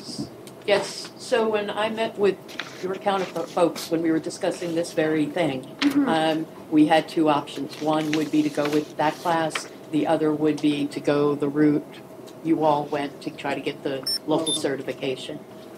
We kind of chose that was going to be too problematic as we were opening a university. But I think we talked about it yesterday. and I'm looking at you two because I think you Yes. raised your hand to say you would do it. Right. We would take the local welcome class and ask for it to be a ACGM class that would go to the coordinating board. And he's already got one, and we've got all the Oh, yeah, information. and you said that Ours yesterday. matches his, we're gonna go to our board and our curriculum committee and to the coordinating board to get it approved. He said 7 weeks. Did you get your answer? Not that bad. And the math course out of the degree, and asking the business to teach it, I think it's going to be a tremendous pullback, unless it's a math business course, business statistics taught with a math prefix. I mean, that's just what I see, because I'm just looking at our sections at our college, with Math 1325, we've got about 20 sections. Oh, we have 6 campuses. But my question is, the person that teaches so Math they- 1325 probably would not necessarily be the same person that teaches a. Well, and I don't know why they couldn't, I don't know, I have no idea on that. Well, they're But not gonna it's have taken out of the math department. They're likely not gonna have an MBA. Yeah. They're gonna have a math degree. But can somebody in a PhD in math or a master's in math be adequate? can. I would guess I mean, so. if you show them what they need to teach, sure. But if you make it a math designation, then a math person can teach it. If you make it a business So there's no impact designation, to you're them. gonna There's no want a impact, business. there's no more faculty you have to hire, Right. on other community colleges. I think there would be that don't- less pushback if it was a math prefix. Yeah, Yeah, to say but- we need a math business statistics. At the end of the in day, 2011. this is a business degree, and frankly, again, the reason that I'm opposed to 1342 is I have students who have taken both, and in the 1342, again, I am math challenged, be the first one to admit that. But part of the business statistics is not just the math. It's how do you solve problems? Right. How do you use this stuff? What's important? What are you actually looking for? And in the math world, they are more computational in nature. And that's a problem we have with students, bright students who take both and go, this isn't helpful for me. And at the end of the day, we work with employers, yes, we're welcome, and they're going, these are marketable skills for me. We got people calling all the time, would you like an intern doing statistics? And that's what we do. At the end of the day, I understand oxes get gored, okay? We don't even have an ox 17 years ago to get gored, because we don't have anything. But at the end of the day, what's best for our students? And again, my experience is that you can hire adjuncts with MBAs. I get them applying from all over Texas to come teach one stat class. So I don't. Lucky you, we can't, okay? Yeah, you have the budget in the math department. It has to be 1342. I mean, it could be a new math class that says business statistics 2311. But you have our math department has the faculty already. If it's got an ACGM, syllabus and learning outcomes, then. Yeah. May I say something? I think that another issue here is where students find themselves and what students we serve. I hear what you're saying about Math 1324. I don't know how you approach your relationships with math faculty. When we looked at our assessment results, because believe me, we are working with students, we recruit very heavily from Hidalgo County, which is, not the richest county in the state of Texas or in the union. And when we looked at our student assessment results, we went and sat down and talked with our colleagues across campus. And we had a conversation about how we can work together on improving the curriculum. And so we made some adjustments together, both to Math 1314 and 1324. And we made some internal adjustments in our quantitative classes as well as a result. And so slowly but surely, we see some improvements in our students' quantitative skills.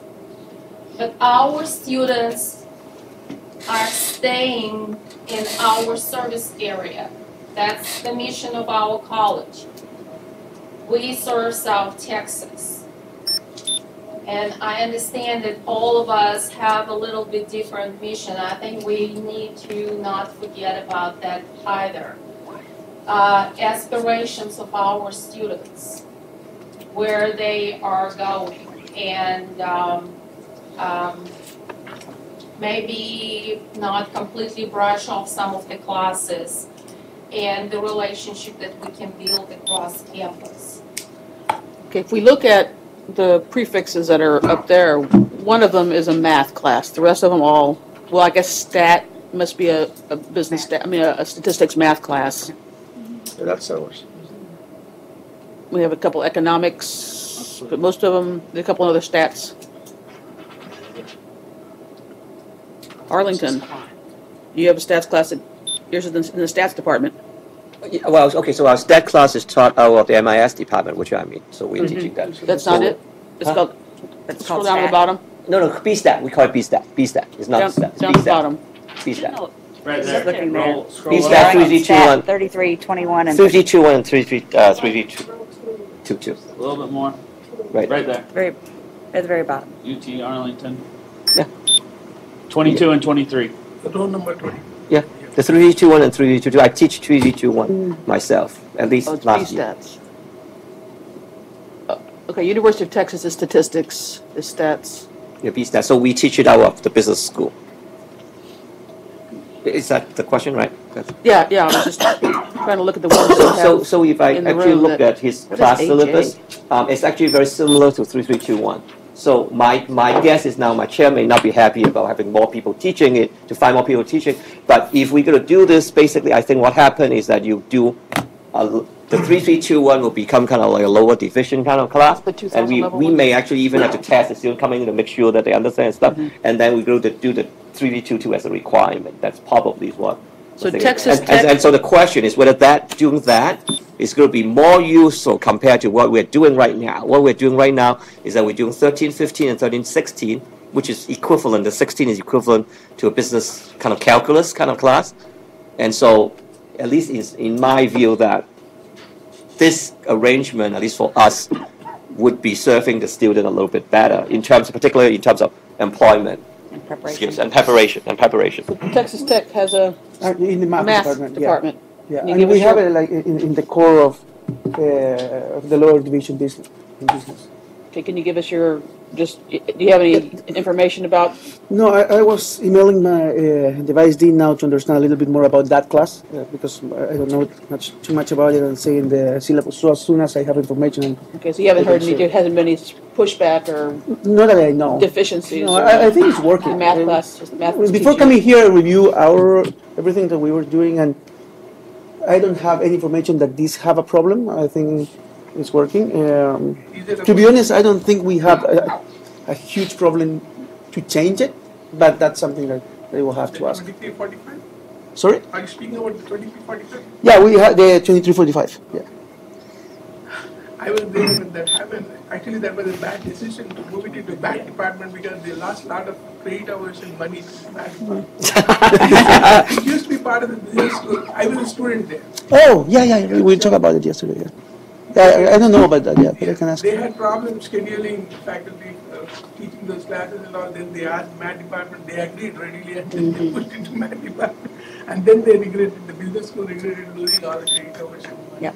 Okay, I think that the biggest pushback we're going to get is the fact that we're taking away a math class and putting in a business class. That's, I think so. I think if we can justify that. But isn't this the business? It is the business, yes, it Yeah, is. of course. Yeah. So it is a business field of study, it is not the not a math math. field of study. I'm more concerned about the impact on us, on the business school, rather than on the math department. Now, I understand we play nice with them and everything, but this is business degree we're talking about here. All right, any final comments? The only other comment, I can go like this with where does that class belong. I probably similar to you with Math 1324, we're working very closely and creating very good relationships with math, saying this is what we need. We need applied, we need applied, Yeah, we need yeah, applied. yeah, we And need- they're doing good things about putting their applied people and getting with our faculty. So I don't want to shut the door to that possibility. But then again, my preference would probably be for it to be in the business school. Well, But I'm just but I want them conscientious both of out the there. resources, Right. knowing where resources are, Right. you know, that's an alternative. Right. But can I we just do checked, my school is equivalencies? 25 BU. Yeah. 13, 25, there's 50 plus statistics classes. Top, right now, just spring semester. Statistics. 1342. They probably want to get rid of some of that. And 1325. Yeah, but 1342 is not required in any business program. Well, I'm just looking at the classes that are being taught. If we're moving to statistics, that math 2345 that you just said, or 71. Whatever it is. The one Yes, from whatever Texas the Tech. Could that be a business statistics in the math department where all of a sudden, boom, you've got a class that's taught and we do away with 1325 now. That's a big step. Yeah, Texas Tech 2345. We call it differently, but The yeah. problem I see is math people are math people, business people are business people. And if you take that math from 1342 and put them into this, they're going to teach the same way they were teaching in 1342. They're not. It's going to take a long time to make that changeover to try to convince them that they need to teach it differently, to apply it more than this teaches statistical analysis math course. Well, let's just take a straw poll by hand. How many would prefer, if we adopt that course, how many would vote for it to be a math prefix? Just to be clear, which course specifically? USI 23XX, elementary business statistics. Prefer it to be a math prefix. Just because we have it already. I think I can do the math. I won. Maybe we all won't. All abstain. Well, let me finish and make sure we don't have a bunch of abstains. How many prefer it to be a business prefix? All right. So I'm not saying that we're adopting it, but I'm saying if we did, which would be the most? Okay. So the only thing I would add, though, is I would say that it has to be an ACGM class. Yes. Yes. So as long as it's a ACGM class, Do it, I yes. mean, We do it's it, another do it. class for me. Right, otherwise I'd rather it be a math class. I think that would be If it has to be a WECA class, I'd rather it be a And math class. I would also assume that if it was taught as a math class with the same syllabus learning outcomes, that it would be a transferable Equivalency course, right? course. We would Could be on consider the it an crosswalks or equivalency. whatever, right? So Yeah, that's fine. schools can choose to elect to do it as a math I course. think We that have should be. all- We've already established that we have BUSI as all different kinds of prefixes as well, so. Okay, so let's I think, David, did you send out to everybody, right? The BCIS 1305 class, did y'all get a chance to look at that? Yes. Any conversation about that? Great class. Great class. Okay, so it looks like, if we scratch nothing, we have 1, 2, 3, 4, 5, 6, 7, 8, 9. 2 of them are core. 2 over in the core, I understand that, so basically 7, 21 hours that are separate. I have one small, I'm totally unrelated, but I don't know if we have given enough thought to that. How about looking at Econ 2302 and maybe taking it off from the field of study and moving it to junior level, teacher and junior level? Which one? 2302? Econ 2302. I think at the under. Any economists in the room? What is your? I just think we get pushback from every other Well, I mean, we're division major. Yeah, I'm gonna say. Yes. So micro, I think, is more. I mean, in terms of the business, micro is more important than macro. Yes. Than macro. Yes. I mean, monetary policy. To be honest, I mean, it's important, but I mean, they need to understand macro first. From an economics professor, from an advising perspective, they told us to advise students to take macro first instead of micro. Yeah, and when I teach micro, the students are more, they understand. I mean, Because it's closer it's to, to what they're doing, you yes. talk about Whether- first, you talk about maximizing profit, you. Whether they're workforce or academic, I mean, it's essential. So think about dropping 2. But if we drop it, Can we? it does not affect a lot of colleges because that's a lot. Yeah. Well, we have to look at the numbers. Yeah. It's the most significant number of students enrolled in economy. All the ones we looked at. Can I make a suggestion that we have a break? Yes, we're gonna have a break. Yes. All right, let's do it. I can tell you, deans are not gonna like what you're gonna suggest. No, there's 34 universities teaching Let's have a micro. break till the bottom of the hour, 10:30. Oh, Get out of here. Yeah. speech out too. Speech is completely gone. They could have to do something like that. That's cool. I I mean, it's in the core. It's in Yeah, the core. yeah, I agree. Just want to make sure we all knew that.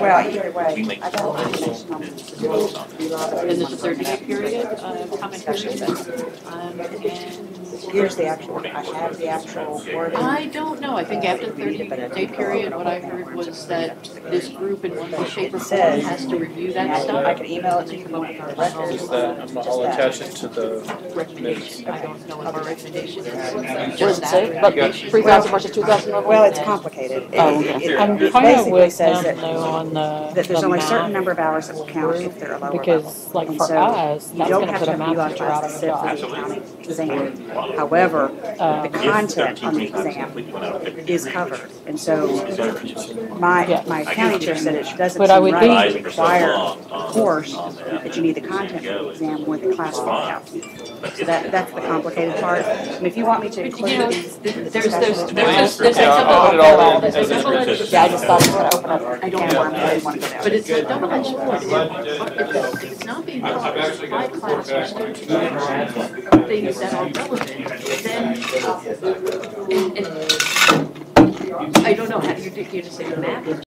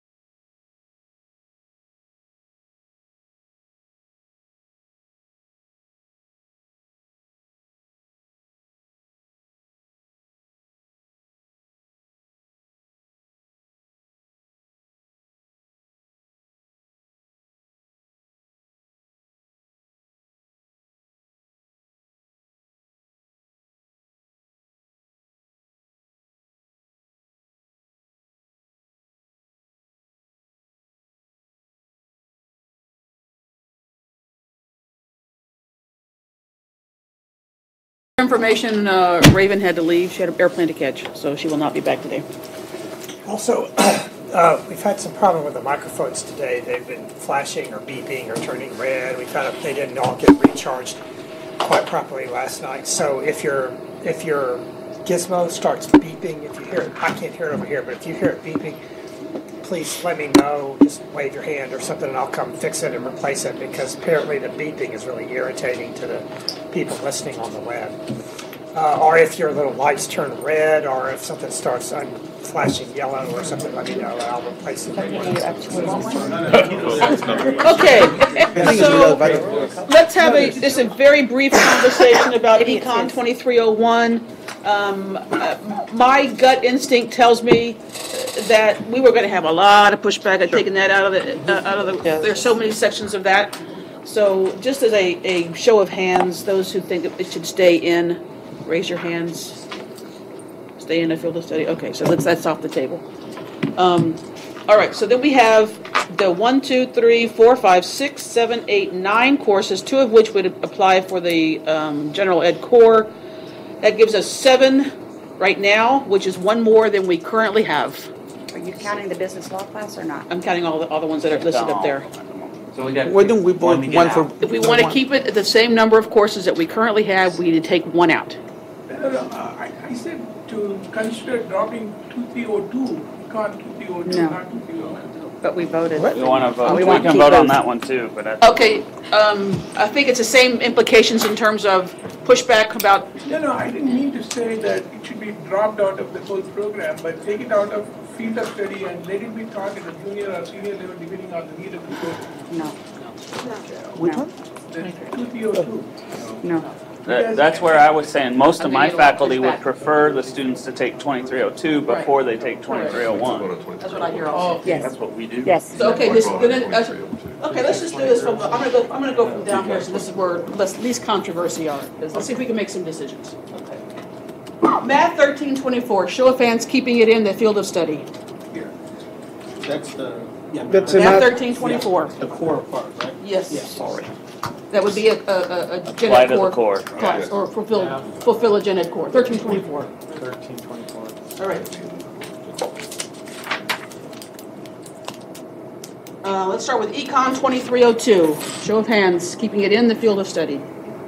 I abstain. Abstain. Econ 2301, keeping it in the field of study. Yeah. As amended, BCIS 1305. What's that one? That's the stat. Which one? Nope. This is computer information. Oh, yeah. The computer. Excel. Looks like everybody's up. Yep. Accounting 23102. Oh, yeah. Alright, so now we're down to the Actual decision. final 3. So let's just Get get. the top one first, because Yeah. does everybody pretty much agree on Okay, the so 13? let me take this one other vote first. Those who think that we should keep it to only 18 hours, as opposed to what we have here would be 21 hours. Let me see a show of hands who want 18 hours. Wait. Wait. What is the implication if We you go don't to know 21? what the, we haven't discussed what those implications.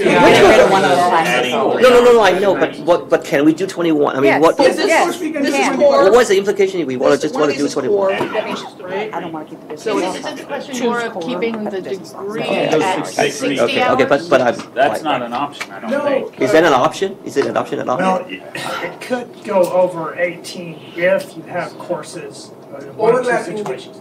Either you have to have some courses in that field of study that count double duty towards the core curriculum. Exactly. Okay. We only have 2 that can do that. We are only 2 have to do that. We'll do You that. have 2, but if you have 21 hours in your core, you want to make sure maybe 3 of your courses. And they don't. can But they don't. They don't. Also, another option, which we don't encourage, is you could make it so that students graduate with an associate's degree but not a complete core. And they would have to fulfill some core Okay, requirements. no. No, we don't want that. Okay. Third option would be to require an associate's degree of over 60 hours, which the coordinating board isn't gonna let you do unless you've got a No. more Okay, all right. reason. So I think the idea is We have to 18 cut hours. one 18 class. hours, you have to cut one. Then how do you get a- Even if you Let's have continue with the vote and then we see. even if you have 6 courses with 18 semester credit hours, you're taking away from students any chance of taking a free elective. Yes. That is You know, correct. there's no creative writing course they can teach, there's no dance course they can take. If it's in the core, they can take it. If it's in the, right, if it's in the core, yeah, but they'd be limited to just, I mean, from the minute from the first time they walk in, they'd have to be well advised that here are your core options, here are your field of study options. You know, don't get off the beaten track here or you'll be, you know. In essence, we are identifying, we are clarifying and specifying the first 60 hours for any business major in the state of Texas going to a public college. Going for a BBA. Going for a BBA, yes. Oh, a bachelor's in business. I think. Or BSBA as we define it. Yes, yeah. It was Okay, for so look, everything. we have Yes, 1, yes. 2, BBA, 3, BS, 4, and 5, 6, 7, 8, 9, So 2 of which can be in the core. We're down to 7. So That's we- 21 hours. We can We only need take 18. 2 of the top 18. 3. So we need We to have to cut cut one, one of we're gonna those. cut one of those. 2 of the top, or 1 of the top 3 needs to be eliminated. Yes. Correct. Yes. All things should be eliminated. Yeah, I will say this about the business law class, that I think it's a good class, but if it's a problem for being with the accounting certification later, then, I mean, I really don't think that's I mean, we shouldn't be discussing it. Also, If it's a problem, then I mean, what's the point, you know what I mean? Now, I don't know definite yes or no, so I don't want to go on the record either way, but if it's a problem, then I don't see the reason, we're doing a disservice if we do. well, I think at this point, it's really essential that I reintroduce Rebecca, because she's got some important information that I think you need to hear about the mechanics of how this would work and some precedents about using, particularly the statistics class, about what's involved with, if you add a new course to the ACGM, the timeline of how that would work and how that would work to be available to the core. So before we, you know, really consider seriously which courses to eliminate, I'd like us to hear Rebecca out. Rebecca, if you'd like to. Okay. Is that okay with you, Tracy? Yes. Right, okay. I did talk to your co-chair about this process since it had been in the discussion. And we talked specifically about the statistics course. And there is a precedent for a course within a discipline, a statistics course within a discipline, in adhering the rubric of the discipline, like in that psychology. Psychology has a psychology stats course in the ACGM. So if the business group wants to have that in the ACGM as a business course, we have a process and a precedent. The Mexican American group, field of study, had some courses that were not developed. They were in the ACGM, but needed the description revised and needed learning outcomes. So rather than taking time with this committee, and because it needed to have a lot of research and review of what was going on in the state before developing learning outcomes, they deferred to the Learning Outcomes Project. The recommendation was to develop a course description and learning outcomes for their courses. This group could do the same with the stats course. Recommend, like you have, a BUSI 23XX and say, we would like the Learning Outcomes Project to take this on, to develop the course, description, and learning outcomes. The process for the Learning Outcomes Project is we try to be comprehensive in our view.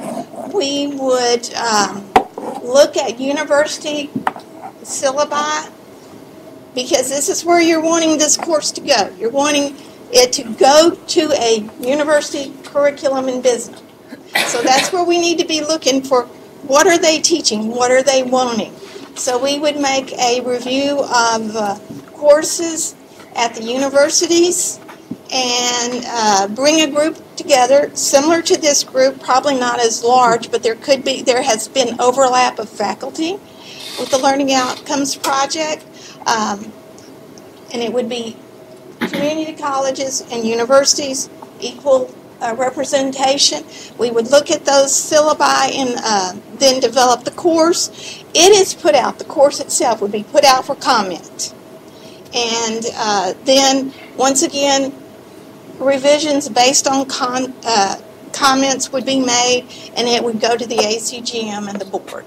So that's the process for getting what I would recommend, because you give yourself enough time to step back and look at all the information available rather than trying just to throw something out there and put it together in one day. So that's what I'm going to recommend in this case. If the committee decides that they really want that stat course, this is the process I would recommend. So we can include it, just so I understand, we can include it as we have it stated without the actual course. Yes, and that's been done. That's been done before. The Learning Outcome Project starts. We start in the spring with nominations. We do the work in the summer, and then we bring it to the ACGM committee in the fall. It gets in the ACGM by next January. And so, yes, we're looking at that would give people time to. But then that doesn't give the advantage of, for a year, it would give students another elective, because actually, if the course is not available yet, it would free up the class now. But because this is basically a 6-year committee, we're looking forward that this is where we need to be, even if it's not for this next year. We need to save the space. The field study wouldn't be ready for this fall. The field study courses need to be chosen on the basis of data. I mean, we need to know how many institutions are offering it, how many students are taking it. So it would give time for, 5 years from now, we would have 4 years worth of data on this class of what are the enrollments, how many universities are offering it, how many community colleges are offering it, any staffing issues, any anecdotal information we have about it. We could have some information available to decide whether or not this experiment has worked, and we could consider adding it to the field of study 5 years from now. So. But if it's not in the field of study now, will you could do it universities this and colleges way. allocate resources if it's not included?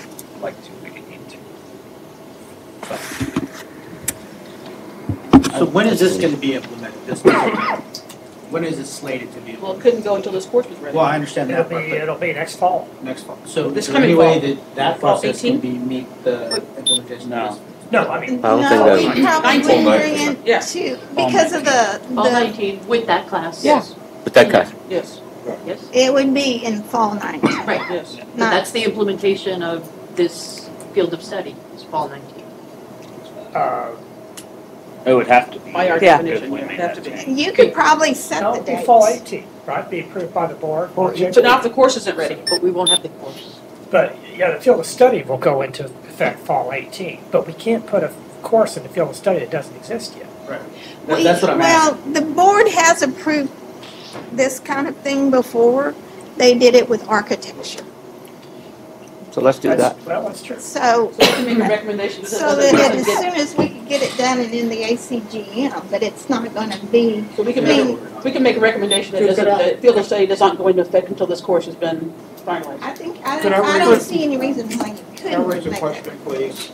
It appears that University of Texas is accepting this course, Texas A&M accepting this course, Texas State, that work has already been done prior to this particular meeting as far as looking at the learning outcomes and making sure that this is transferable, and it's on their transferable list. Is there a way that we can speed up this process? Good question. Given that it's already gone through those processes. This is anecdotal, and I think we need to be more inclusive. There may be some issues that we're not aware of in this room without looking at in more detail. So I wouldn't recommend that you rush the process. On top of it, there's no way, implementing for fall 18 is, there hasn't been any discussion about resources at colleges, at universities about these changes that are getting made. There's no way that Course catalogs would be done before fall, before this gets implemented anyway. Yeah, there's no way. So let's do it for 2019, then we are, sorry. Sorry, I had another question in regards to this. We are talking about modifying the learning outcomes of BCIS 1305. Are we saying this would go through that same process? if you want to, you could, that this course be reviewed as well. Yeah, you could do that. Okay, so, and ultimately, the business law course would be the same thing. I think the CPAs aren't taking that 2301 because the learning objectives aren't sufficient. No, because of the, we have the accounting board. Yes. Not because of the certification by the accounting board. Correct. So if you wanted to do that, you would have to have the accounting board as a part of that. Yes. Of that Yeah, process. that's going to be a much more complicated process. I have a question about that. The BUSD 2671 was accepted as a local needs oversight. I don't know exactly what it was. Is it possible to redesignate that as a regional need and make it much wider for the It whole is state? a workforce course. It is not an academic course. I think there are more issues involved. And because it is a workforce course, it is in a curriculum that's put someone into the workforce after 2 years. Right. But the course we need to be looking at is at universities. This is going to fit into a university's curriculum. So we want to look at universities' syllabi, and because this course may be a perfectly wonderful course, but what if we're missing something that the universities want? Just because we have failed to look at them. So I'm saying, let's don't fail to look at them. Let's take the time. Is that already an approved course, the BUSD 2371? No, it's only locally. Meaning, local level is approved. Meaning only, For those do you guys know where yours transfers to? UT, Texas State, St. Edwards, Texas State, A&M, Killeen, all over. Texas A&M, Killeen. You name the universities in the area, especially, that they will accept that course. And a lot of universities outside of the area. It's a well-recognized acceptable. That's not really the point, though. It's a weapon course. right? And we're gonna proceed to try to get it into the ACG, the equivalent. Right. Or Yeah. something there about, yeah. But we are now recognizing that that skill is needed for all programs, or all across the state, not just that one. Because it's a weapon course. So we needed to be an ACG, of course, and go through the process of I would like to just course creation for ACG. We're gonna go through this process with the BCIS 1305 anyway, so we might as well do it for this course as well. I would also like to point out that this is for the long-term health of Texas higher education. 1 year, we do it 1 year earlier, 1 year later, probably doesn't make a huge difference anyway, so we may as well do it right and say, for example, recommend that everything go into effect all at once for 2019. May I ask about business 1301? I want to ask Alan and you. I understand about principles of business class, and I also understand that some of you have this class in the curriculum for some time, and some of you are planning on including it.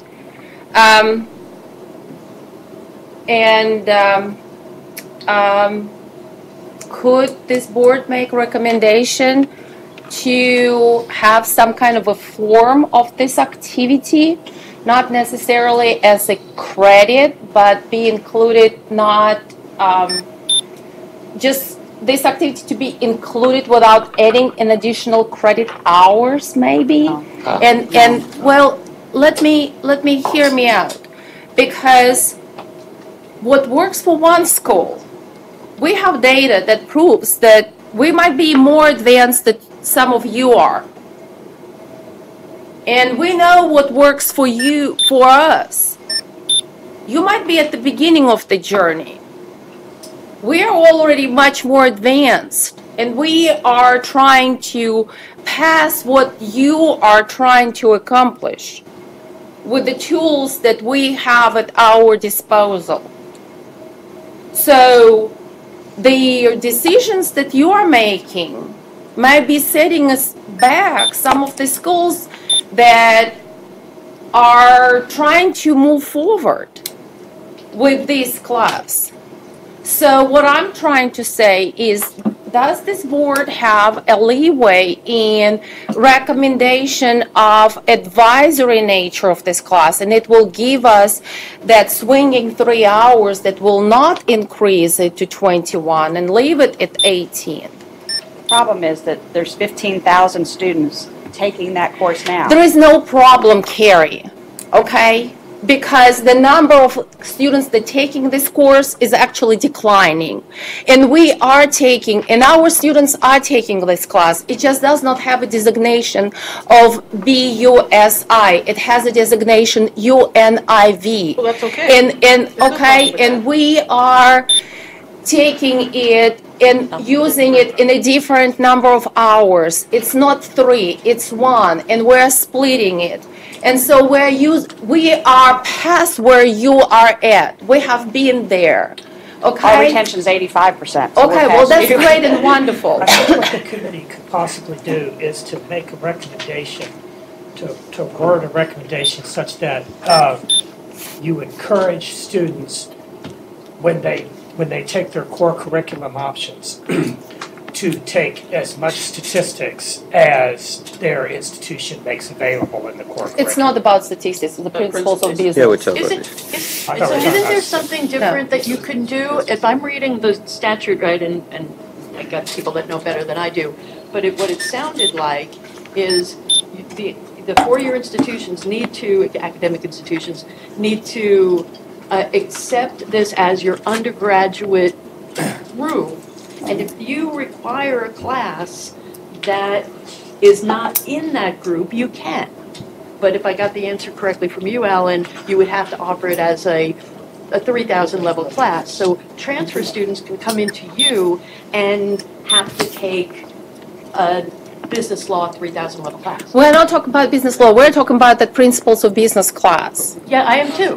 I'm saying if all students have to take this at the college level, but a four-year institution doesn't want that, would prefer, in your particular instance, of business law to be part of that, the students are transferring in without business law, you have them take business law at a 3,000 level. It doesn't impact your four-year students. Does that make sense? That you can keep yourself the way you are. It's only the transfers. But the transfer students would that's then fine. have to pick up business law somehow. No business law. Which is pointless. Okay, No, well, if we, nope. yeah. Do you make your transfer students take that Okay, university so- course? Yes. UNIV course? There is an example Right now, of yes. a similar course in That's why. engineering. The engineers had engineering 1201. It's an introduction to engineering. They really liked that course, but they couldn't agree on what needed to be in it. And so they left it on the side.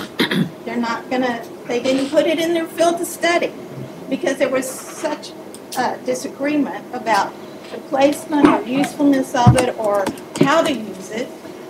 So they want it to be maybe further developed. And since this is a long-term process, it may be good to watch trends to see if enrollments increase, but not necessarily putting the course in your field of study at this moment. Well, from what I understand from the conversation, I think everybody here feels that it should be in the field of study. Obviously not everybody. Not everybody. The majority. The majority of people feel that it should be. 1301? 1301, yeah. 1301. That it should be in the field. But most of you are already teaching it at your schools, or some of you are implementing it at the school. And it's at the lower level, it's not at the junior or senior level. So I think if we had a show of hands, I think we would say that should be in the field of study. So let's take on that burden. Okay, so I guess the question becomes now, with this conversation, do we still want this to be at 18 hours or 15 hours? Whoa. 18. Okay, so that Let's means not take that things one of these has to go. Okay. Well, I guess the argument, if you leave it at 15 and it's elective, then they take either or those other ones. Yeah, that 18. And that would be a function of who they're targeting as far as which university they're targeting and what courses they would accept. All right, so let's start. That don't get complicated. Let's start with this business statistics 2000 level class. Let's see a show of hands as to who wants to keep this in the 18-hour field of study. Can I ask a question first? If it's a 2000 level, and I'm not talking about transfer, I'm talking about people who start at our university. That means they're going to need a business statistics class offered at the 2000 level, right? Yes. Correct. Yes. Our college does not teach courses at the 2000 level. Well, can I comment on that? So if that's the case, we start, I mean, how does that relate to statistics, who currently teaches our 3000 level class that is required of all of our majors? So How does this I affect? think that if you had it as a 3000 level class, as long as you accepted it in transfer, you can go from 2 to 3 and accept as transfer. I think, did you have 6 hours in stats? No, 3. Required So you'd 3. be fine. You'd be fine. So You'd be fine. You just accept they took it and. It would just be that the you'd same thing as your accept current this stats class. course as If you could accept it and transfer your current stats class. That means that people who transfer in with that would have an extra class? But they wouldn't take your. They would not take Right, it. but You would have to deal with. So you have one more I elective. can see 2 different scenarios. But that's what I'm saying, they would have one more elective. They would have one more because they wouldn't elective. have to, but the students who started at our university would have to take would have to take the 3000 level class. Yes. Yes. Oh, I see. So let me throw a different, for instance, we, in an older curriculum, we had smashed together a stats 1 and stats 2 and had one mega stats class.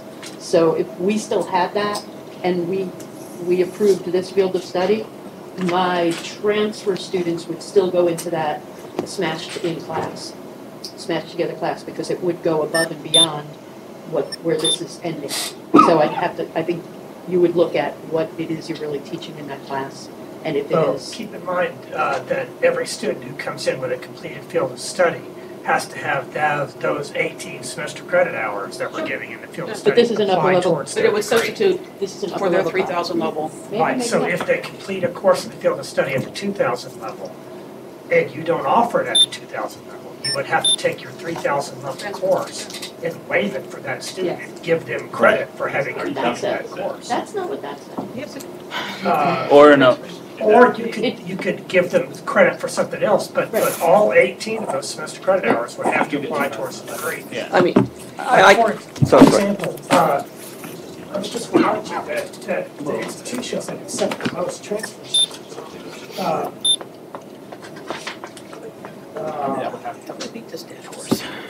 these are the institutions here who accept the most transfer students in Texas in business. And none of them are here at the table. UNT, Lamar, A&M Commerce. I'm sorry, what are we looking at? I can't quite hear you. The people usually accept the. The most Our transfers. number one transfer by far here is UT Dallas. Okay? And they're not here. UT Dallas, they have, their statistics here is stats 3360. They don't have anything in statistics at the lower division. This is what they have at the lower division in their core. So We really don't have to do that. Transfer students in Texas. We just have to give 8 more credit hours. What UNT would have to do is But they do would they have have to there, take this there out. wasn't an option. Right. The requirement here. and We give just don't, we students we really don't have to credit for accept having those taken, classes. We just have to give them statistics 18 in hours, 2000 right? to keep the degree requirement. Maximum. They have to apply to the. Has to be a transfer. Right, And you but can't- we really don't have to No, you have to.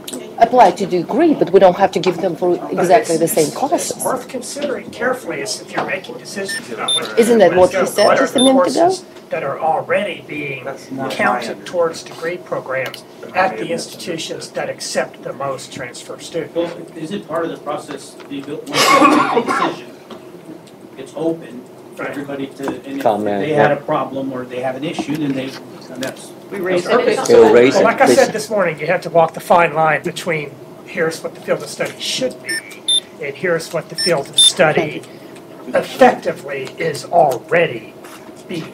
Okay, I By also looking at the majority of what most institutions are already teaching. But I guess the argument is, are they at the 3,000 level because the yes. community colleges don't have a 2,000 level? Chicken and egg. Yeah, and also the field of I mean, study, I would yeah. say that you do offer things at the lower level because you offer accounting 2301 or 2. Of course. Yeah. I would also say that it's up to the university, four-year institution to decide exactly what to do about this. But I can see multiple scenarios from if you want to strengthen statistical education, then you basically, I mean, I imagine the 3D21 we are teaching right now, which is the intro to BSTAT, that they will only have when they start junior, be replaced by this. And we are not going to, we are likely to actually require them to have one more. Yeah. I mean, so that would be one scenario. Now, I can also imagine that it's up to your institution to decide that I don't want that scenario. I want a scenario to let it to replace my current kind of like hyper deficient stat class. That can happen too. So, I thought this was supposed to replace 1325. Yes. Yes. Because that's right. as well. That's right. Sorry, No, 24 is still. 24 is still there, but yeah. No, but that's not 1325 is part going of out of the the business curriculum. That's right. If that's what I. That's right. And the argument is that learning stats earlier is more useful than learning the business calculus. Now, that obviously we can re-debate that, but that's. Let's not re-debate. Yeah. I think we decided that. All right. Yeah, we decided that. All right. I think we've talked in circles. Let's Let's vote. vote. All right, we're back to the business stats class. And the 2000 level, the show of hands who want to keep this one in the field of study. Business stats? Business No, stats. want to add it to the Add it, sorry, add it. And keep it on our list. To take off the. No, we didn't say, we take out, yeah. Just add that to it. Add it to it. Adding it to it, not taking it out, man. Well, we've already decided to take out math Yeah. 1325. Yeah, so it's not a replacement kind of decision, it's a separate decision. All right, so we have two that, do you have your hand up? Yeah. You have two that you have your hand up? Your hand is not up? Okay, we have three that disagree. Abstain. Well, they don't know. And if one it's abstain. I abstain. Why don't you You ask abstain? that Okay. next Abstain. Okay, All those against? all those against? Abstentions? 1, 2, 3, 4, 5, 6 abstentions. Okay. Looks like the yeses have it. Okay. Okay, and in a minute, I will make the recommendation to create this thing. All right, that means that we're down to the final two, We could and pick by consensus, we agree that one of them has to go. Let's start with business law, putting business law in the field of study. Show of hands.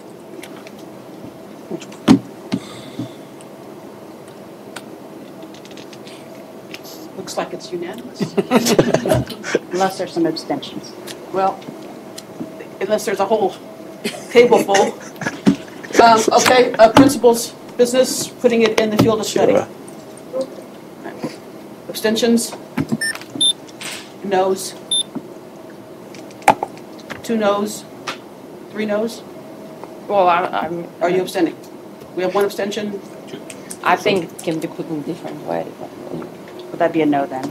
That's a no. Abstain. Do we need to vote on the revised, we voted on revised 1305? Yeah, we need to make an official. Okay, so we have some just general administrative stuff to take care of. So let's do this by Robert's rules. One moment, before we go further, may I change my vote for Econ to S instead of abstain? Okay. Okay. There's Randall. I got it. Do you know that? Thank you. You're a good man, Randall. Thank you. Okay, we're going to do this by Robert's Rules of Order, just so that we have everything on the record, and we're going to go through each one of the courses. Okay, we'll go yay, nay, right? Okay, so for Math 1324, all in favor of that being included in the business field of study, yay? Yay. All opposed? Carries. Econ 2302, all in favor of it being included in the in the business field of study? Yay? Yay. Opposed? Carries. Econ 2301, all in favor of being included in the business field of study? Yay. Any opposed? BCIS 1305 as revised. I'll make that recommendation in a second. It will be included in the field of study. Yay. Any opposed? Carries. County 2302, including the business field of study. Yay. Opposed? Carries. County 2301, including the business field of study. Yay. Any opposed? BUSI 23XX, which is the business statistics to be created. I'll make that recommendation in a second. All in favor of including that in the business field of study? Yay. Opposed? Carries. BUSI, since I have it on the list, BUSI 2301, business law. All in favor of being included in the field of study? All opposed? Yay. Nay. Does not carry. Nay. And business 1301, which are the principles of business. All in favor of being included in the business field of study? Yay. Opposed? Nay. It carries. All right. Can I have a motion for submitting BCIS 1305 to be revised to reflect something that focuses more on Excel? So moved. Yes, so moved. I need a Second. motion. I have a motion by David Worsham. Did I pronounce that correctly? And a second by Kayut Chen. All in favor? Yay. Any opposed? Okay, that will be recommended to the what's it called? The course. The ACGM Learning Outcomes Project. Okay. Okay, which two courses are going to? BCIS. Oh. Accounting or Econ 2301. And Math 1324. Not econ, BCIS. No. Yeah. General Ed Core. Okay, so can I have a motion for the creation of a 2000 level business stats class? So Second. We have a motion by Linda Matthews. And I would add by that Donald we Hurwitz. use ACCs as the base to start with. That'll be a committee for the learning No, objectives it's a committee. committee for the learning. They can we don't do need to. their research and due diligence. Yeah, we don't need to do. The motion on the floor is for the creation of a 2000 level business stats class to be included in the field of business study. We have a motion and a second. All in favor? Yay. Yay. Any opposed? All right, and that carries as well. Okay. Well, I think the expectation is Let me pull out my little list here. The same people, the same concerned people. So Math 1324 and Econ 2301 are part of the Gen Ed Core. I think one of the big things that we need left to do, the question about other field of study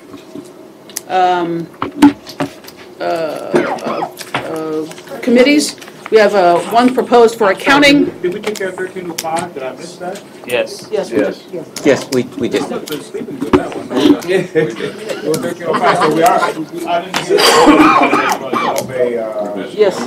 Yes. We voted on that.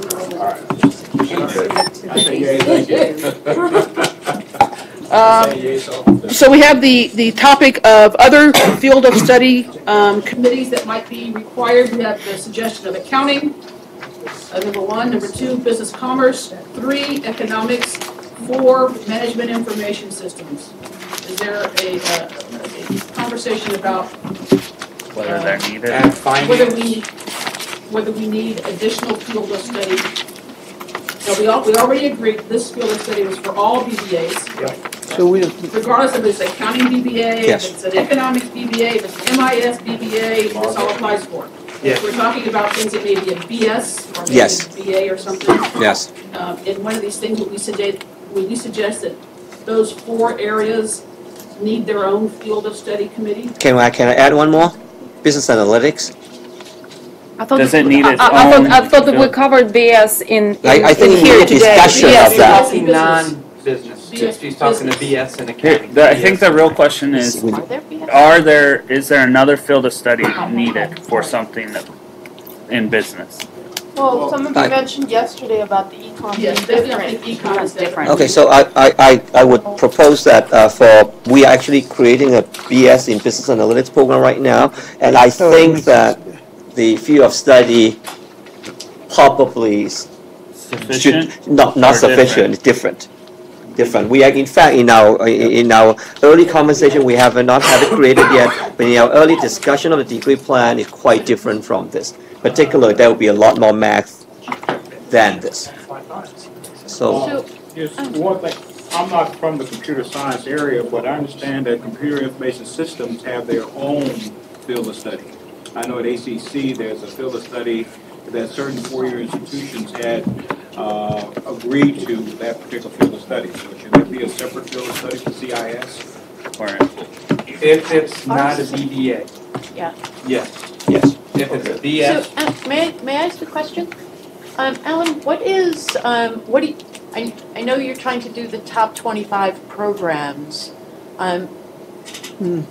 You're just starting a business analytics, so it's not going to be that probably big. it's not going to be that big. So not do we right jump now. on to doing field study at the Okay, state level that's a yet? good point. That's a good point. Our econ, I've used my econ a couple times. We have like 10 majors a year. Yeah. We don't need a field of study. We don't need a, and that's Good, probably good true job. in That is true. across the state. No, we've got a BBA No, that in would be econ, and we have a BA Yes. in BA.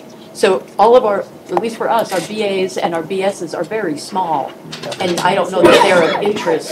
That we will be looking at before the next legislature comes into session. There you go. Not necessarily all that we will ever look at, which is once in the next 2 years. I wanted to get your opinion about whether or not accounting, finance, marketing, business commerce, What is business commerce? separate economics, need separate field studies, or if we did. Economics. Economics do. Economics. But the others do not. This field of study would apply for management, marketing, business, commerce, and finance. Okay, no, hold on. Not Maybe, economics. maybe not econ. Maybe not MIS either. It's a BBA. No. There is a separate BS in MIS, right? If it's going to be BS in finance, it's not going to apply for BS in finance. Yeah. BBA is fine, but that might be If a it's going BS to be in BBA in MIS. finance, it will apply, but if it's BS in again, finance, BS it's in finance is I going to be would small venture numbers. that those are BBAs, Right. Yeah. based on the quantity. Okay, if you're just talking about BBAs, we are Top fine. 25, those are all going to be BBAs. Oh, I see. Okay. Those Yeah. are the top 25 Yeah. BBAs. If you're talking about BBA, we are Well, good. if there is so much quantitative stuff in business, will business be recognized as one of the STEM discipline by the state of Texas? Because right now it's not. Okay, so let's take these, we've done row number 9. Well, I business tried. management. Next one down is finance. Radio and television. Huh? Uh, Yeah. Well, I tried. Since they probably all, for the most part, at least 99% of it is BBA. And since we need to do this officially, can I have a motion to not have a field of study for finance? So moved. Motion by Linda, we have a second. Second. Reed Peoples. All in favor of not having a field of study for finance? Aye. Aye. Okay, so the negative carries. In general, in essence, we have created it Yes, for right. finance. Right, Yes. but it's not a separate one. It's not a unique. Yeah. It's not a unique. Same with marketing. Aye. The motion is not to have, can we do this negative? So I moved. need a protocol person. So Carrie makes the motion, the second. Second, oh. All in favor of not having a separate finance or marketing field of study? Aye. Aye. All who want it? Ayes. The negative carries. What's the next one? Business commerce. We've already have included business commerce as business, right? Right. Apply to that one? We shouldn't have to have a vote on that. And the other one is economics. Yes. Can I have a motion to have to include an additional field of study committee for economics? So motion. Motion. Wait. By- Separate If it's a field. BBA. Have a Field of study separate. for economics committee Yes. Yes. to include I think the numbers I are don't think too we need small. one. We I have don't so think we few need of one. them. There's so few It's of not them. top 25. And The economics BBA. And some of them are going to be BS, and some of them are going to be BA. Yeah, it's and 20, I mean, that like one's 23 gonna be and. in college. Wait, let me, can I clarify a question? So does this field of study apply to all economics major, even if the number is small, or only apply to the BBA economic? Only BBA, right? Yeah. Okay. Okay. so We're just then- saying that the other one is so The small motion- that we don't have anything to So apply to the them. motion is to not have a separate field of study for economics. Correct. That the motion we're entertaining here? I mean, I would probably feel good saying that this field of study only applies to the BBA in econ, not other econ. Well, that's what we Yes. define. Yeah. That would be, yes. Yeah. Yeah, that's exactly what my concern is. I want to make sure I that. disagree with that, and for purposes of simplicity for students, we'll have to talk about that. Whether or not the economics field of study would apply to all economics majors, BBA or BS. You don't think so? I don't think so. No. No, it's not, we have a BA, and the BA leans more towards anthropology or political science or those kind of social sciences. And those will have a different CIP code. Yeah. Yeah. That should have a different CIP code, Because because it's under they're social arts, sciences. Arts and science. So these are all going to be under the BBA with the same CIP code, because that's what you said very early on, this was done by CIP code. So these will all be BBA CIP codes. Yeah, it'll be up to coordinating board staff ultimately in the board to make recommendations. So we can take your recommendation and I'll put it alongside the So the economics. recommendation is to not have an additional field of study for economics? Right. Is that the motion? Yes. Yeah. We have I think it creates too much confusion. I second. I can't present the motion. Okay, Carrie, did you do it? You did. I made it. You make a motion? Yes. I'll second. And David second. Economics instructors. Be clear on the motion, let's not disagree vote with on this. it. Hold on a second, We before we better do that. say who wants to have an economics field study. Okay, I The think. motion then is So to- hold on before you have a little bit more discussion. Economics instructors, how many economics instructors are in here? Couple? One. I would feel that a lot of the economics instructors would say that they would want to have a discussion associated with this field of study, associated with economics. Because I know at our school, in order for a transfer degree, it's not the business. They have set up their own transfer degree into the School of Economics, either for University of Texas or other schools. I think a lot of the economics instructors would want to have that discussion, but we should not. But Let me point out one based point. on CIP code in the top 25. They're not doing this for every major, only the top 25. And what we're talking about here is the BBA, which is the CIP code for the BBA economics, not for the BS, So which this would is- be covered differently, which is what you're talking Do about. we know that though? What Yes, CPA they're looking at? that's what Yeah. has been presented to us, that it was pulled based on the CIP code. Yeah. I just want to also point out that not all economics department is in the business school. Correct. Yes. And so the question is, if we vote to say no economics field of study, do we impact all of them too? Which go back to your question about the code. But it's with the CIP code. so Yes, it I doesn't understand. affect- But as this is a recommendation, do we have to say yes or no? Can we just say, we cover here everything that is BBA related with economics, and make them decide whatever they want to do? We don't have to make a with decision majors? for that, right? We don't have to make a decision for economics, right? That's right. We don't have to make a We don't- decision. yeah. We say this field of study, We cover this. Economic specialties for this? yeah. For the BS and the Anything BAs. besides BBA. So let me have a motion. Motion for that. Second. Motion to Defer to economics. defer to economics for anything other than a BBA in economics. Yes. Second. Yes. Shouldn't that be for all disciplines? All business disciplines? Yeah, why don't we do for all business discipline? Because there may be other ones too. Up for discussion right now. No, I think if anything coming from business school need not have a separate field of study. It is whether BBA or BS or BA in economics. Same field of study should apply to that. But the difference is economics. We have non-business Economics. If it is from an arts and science college, then there is a difference. That's what I'm saying, we're deferring. We're deferring to them. Yeah. So if it is Mine's from in the business school. Ours is not. Ours Mine's is in in arts and business school. sciences. That's what I'm saying. You can't Mine's impose in that business onto and the arts and BAs sciences in wants it to. econ. The faculty don't want to go. Yeah. And we wanted arts and sciences to come and they didn't want to come. Oh, I get paid. I just think I know, because they it's didn't so wanna go. broad, where it is, where it's not is, that we should just defer this and let the economics department talk about that. They can take and see what we've done and see if they agree, but I would agree with that. I just think The motion is that we defer to economics, economics subject matter experts to determine the need for a economics field of study. Yes, that's my motion. Other than BBA, right? Other than BBA. Right. Okay. Yeah. You have a second? Second over here with Ruby. All in favor of? Aye. Aye. Opposed?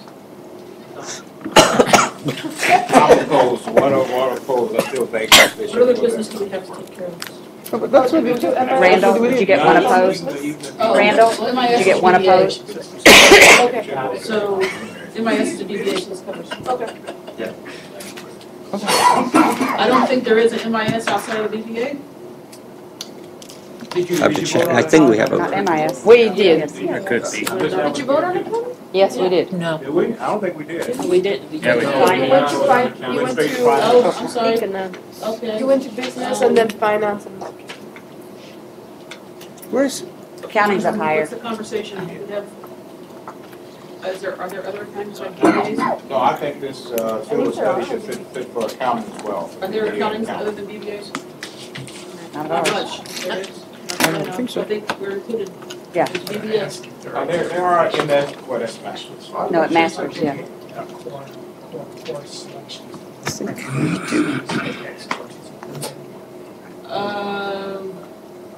You mean like math 2.4 and 1.1?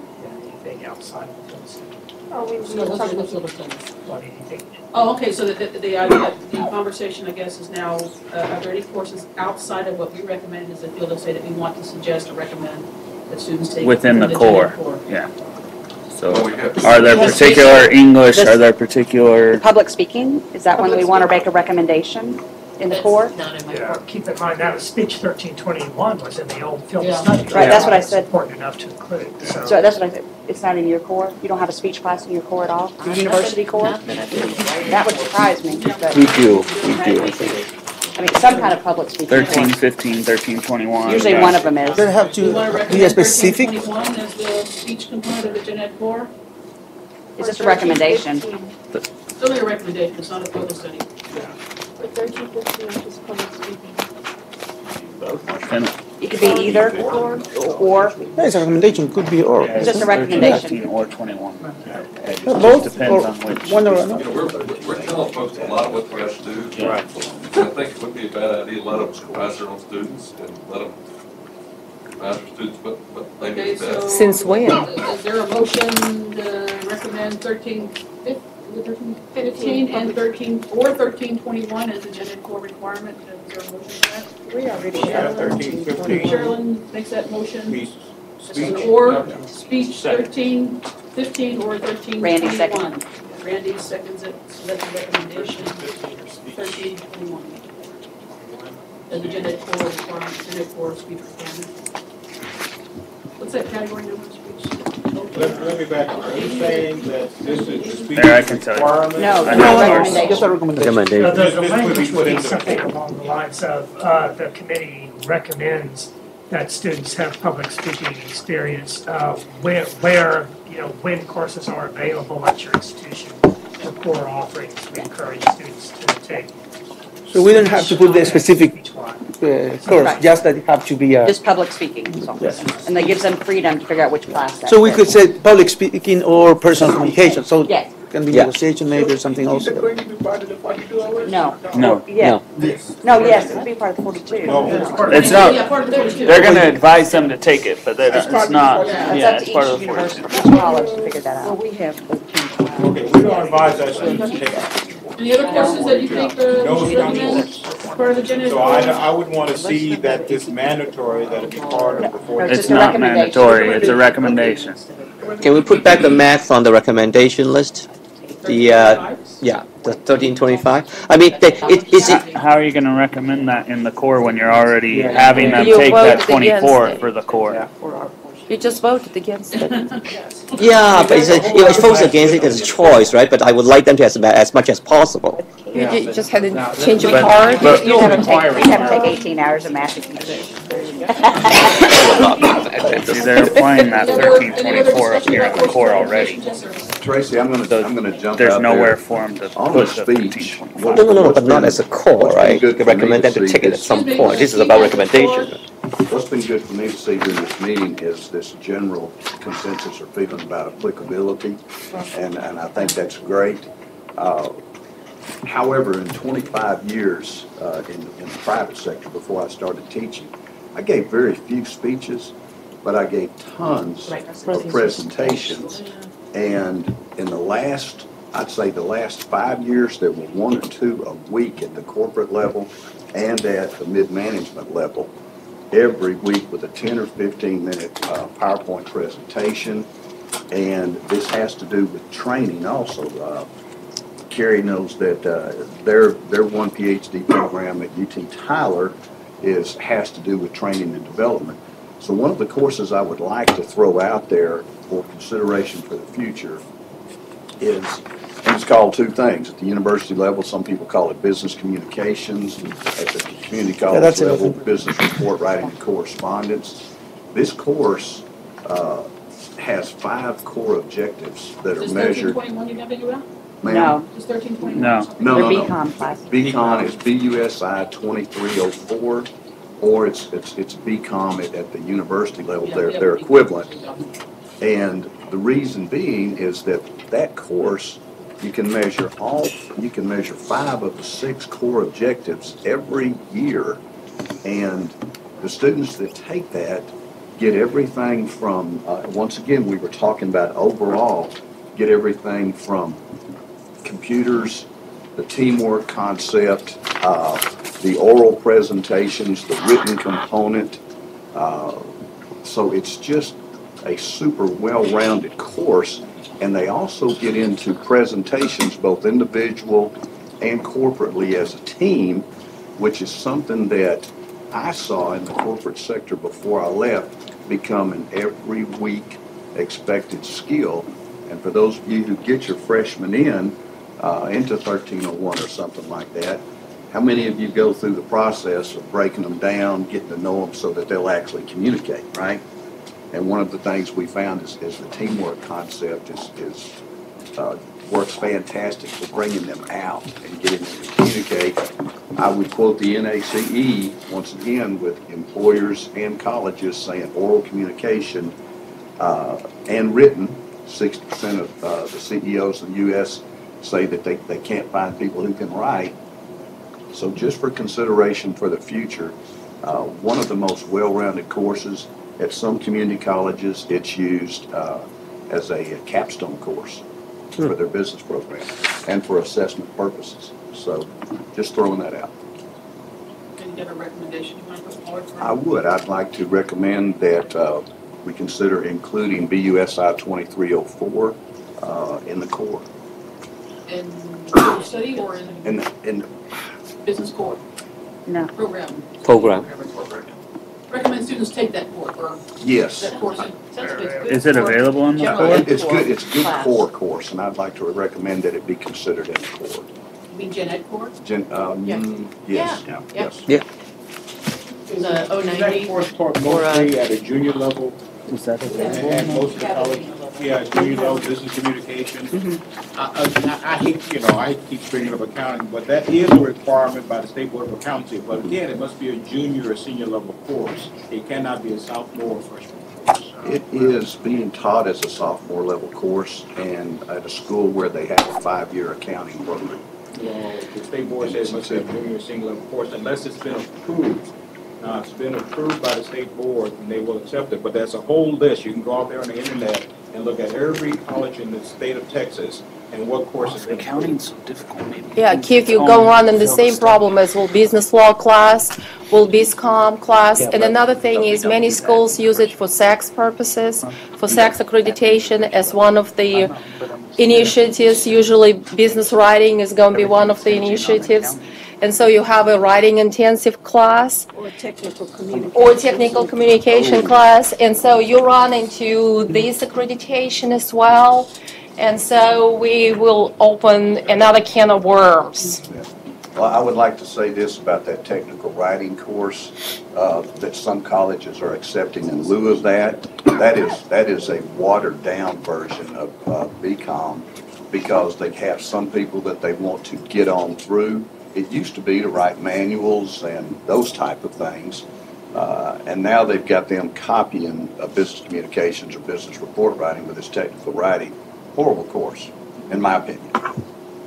But it helps some people get through. I don't like saying informal recommendation or anything. No. I mean, I don't agree with what you said. Regarding attic speech or equivalent public speaking course. Oh, we just vote on that?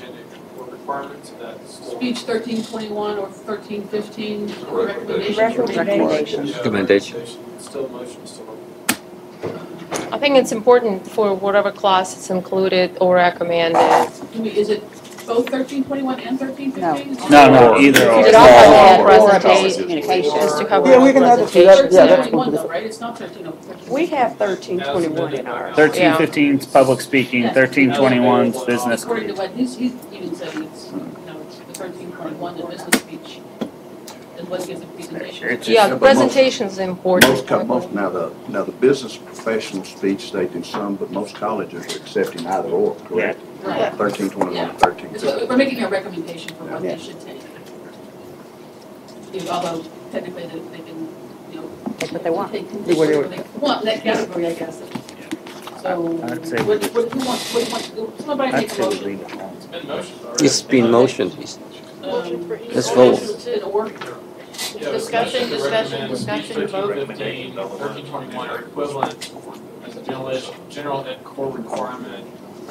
Committee recommends that public speaking be required as part of general ed requirements available and offered by all Texas institutions. Be available and offered as hours.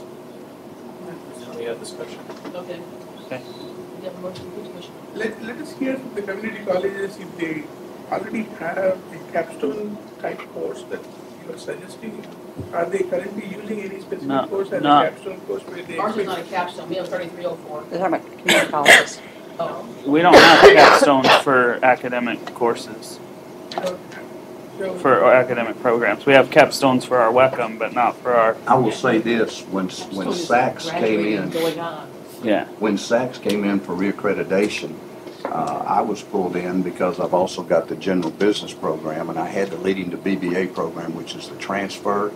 They had never assessed it in the past at that particular college, but the Sachs person says, or the advisor said, if Sachs looks at this and there's a hole, then you will have to be assessing the leading to BBA program since the degree came out of our department. And you guys know that there's history and government and everything else in that.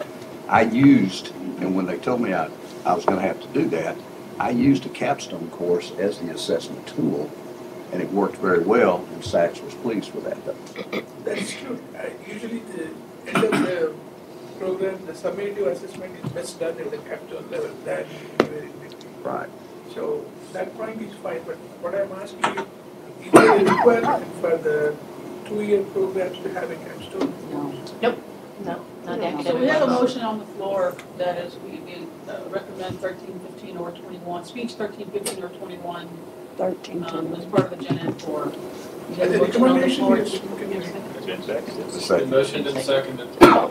All in favor of that recommendation? Aye. Aye. Any opposed? Any other?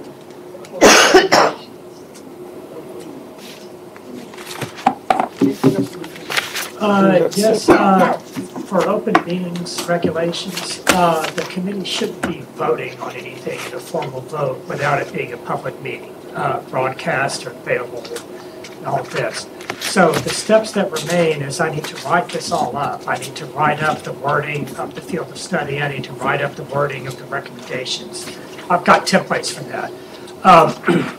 I would like to, for purposes of, rather than me forwarding that language to you and having you approve it, I can't really do that. So we either will have to have a conference call to do that, or what I would think would be easier would be for you to for somebody to make a motion now to recommend that you authorize Raven and Tracy to approve the language, the draft language of the final field of study And then what will happen after that is, I'll send you, of course, I'll send you that language. And if you have any comments about revisions to it, please email me those revisions privately. Okay, that's fine. I'll incorporate those, send a final draft to Tracy and Raven. You'll authorize them to approve it. Once they approve it, and again, I'll send you the final revised version for your comment as well. And when I get a consensus that everybody's okay with it, I'll give it to them. They'll approve it. It will go out for 30 days of public comment. What happens after that's a little iffy. It depends on what kinds of comments we get and how many. If there's just a handful, which I doubt, then we'll be able to maybe do this by email pretty quickly, and you can authorize your chairs to finally approve it. What I suspect is going to be more likely the case is we'll get quite a few public comments. And we either have the option, since this will need to be done for Public Open Meetings Act purposes, either by a teleconference, which we can make open to the public to attend, or we can reconvene the committee, those of you who can make it, to make a return trip to Austin in 8, 10, 12, 14 weeks from now. And then we can consider the public comments. We have to go through them one by one and either accept them, reject them, or incorporate them somehow. So it might look like our work is done, but there's a pretty good chance that we'll get some substantive public comments that we need to take seriously. And we may want to rethink one of the final choices, or we may want to think one of the recommendations, or see how that goes. So does that make sense? Yeah. Thank you. So we need to. Do we want to so move the authorization? Right. And has been seconded?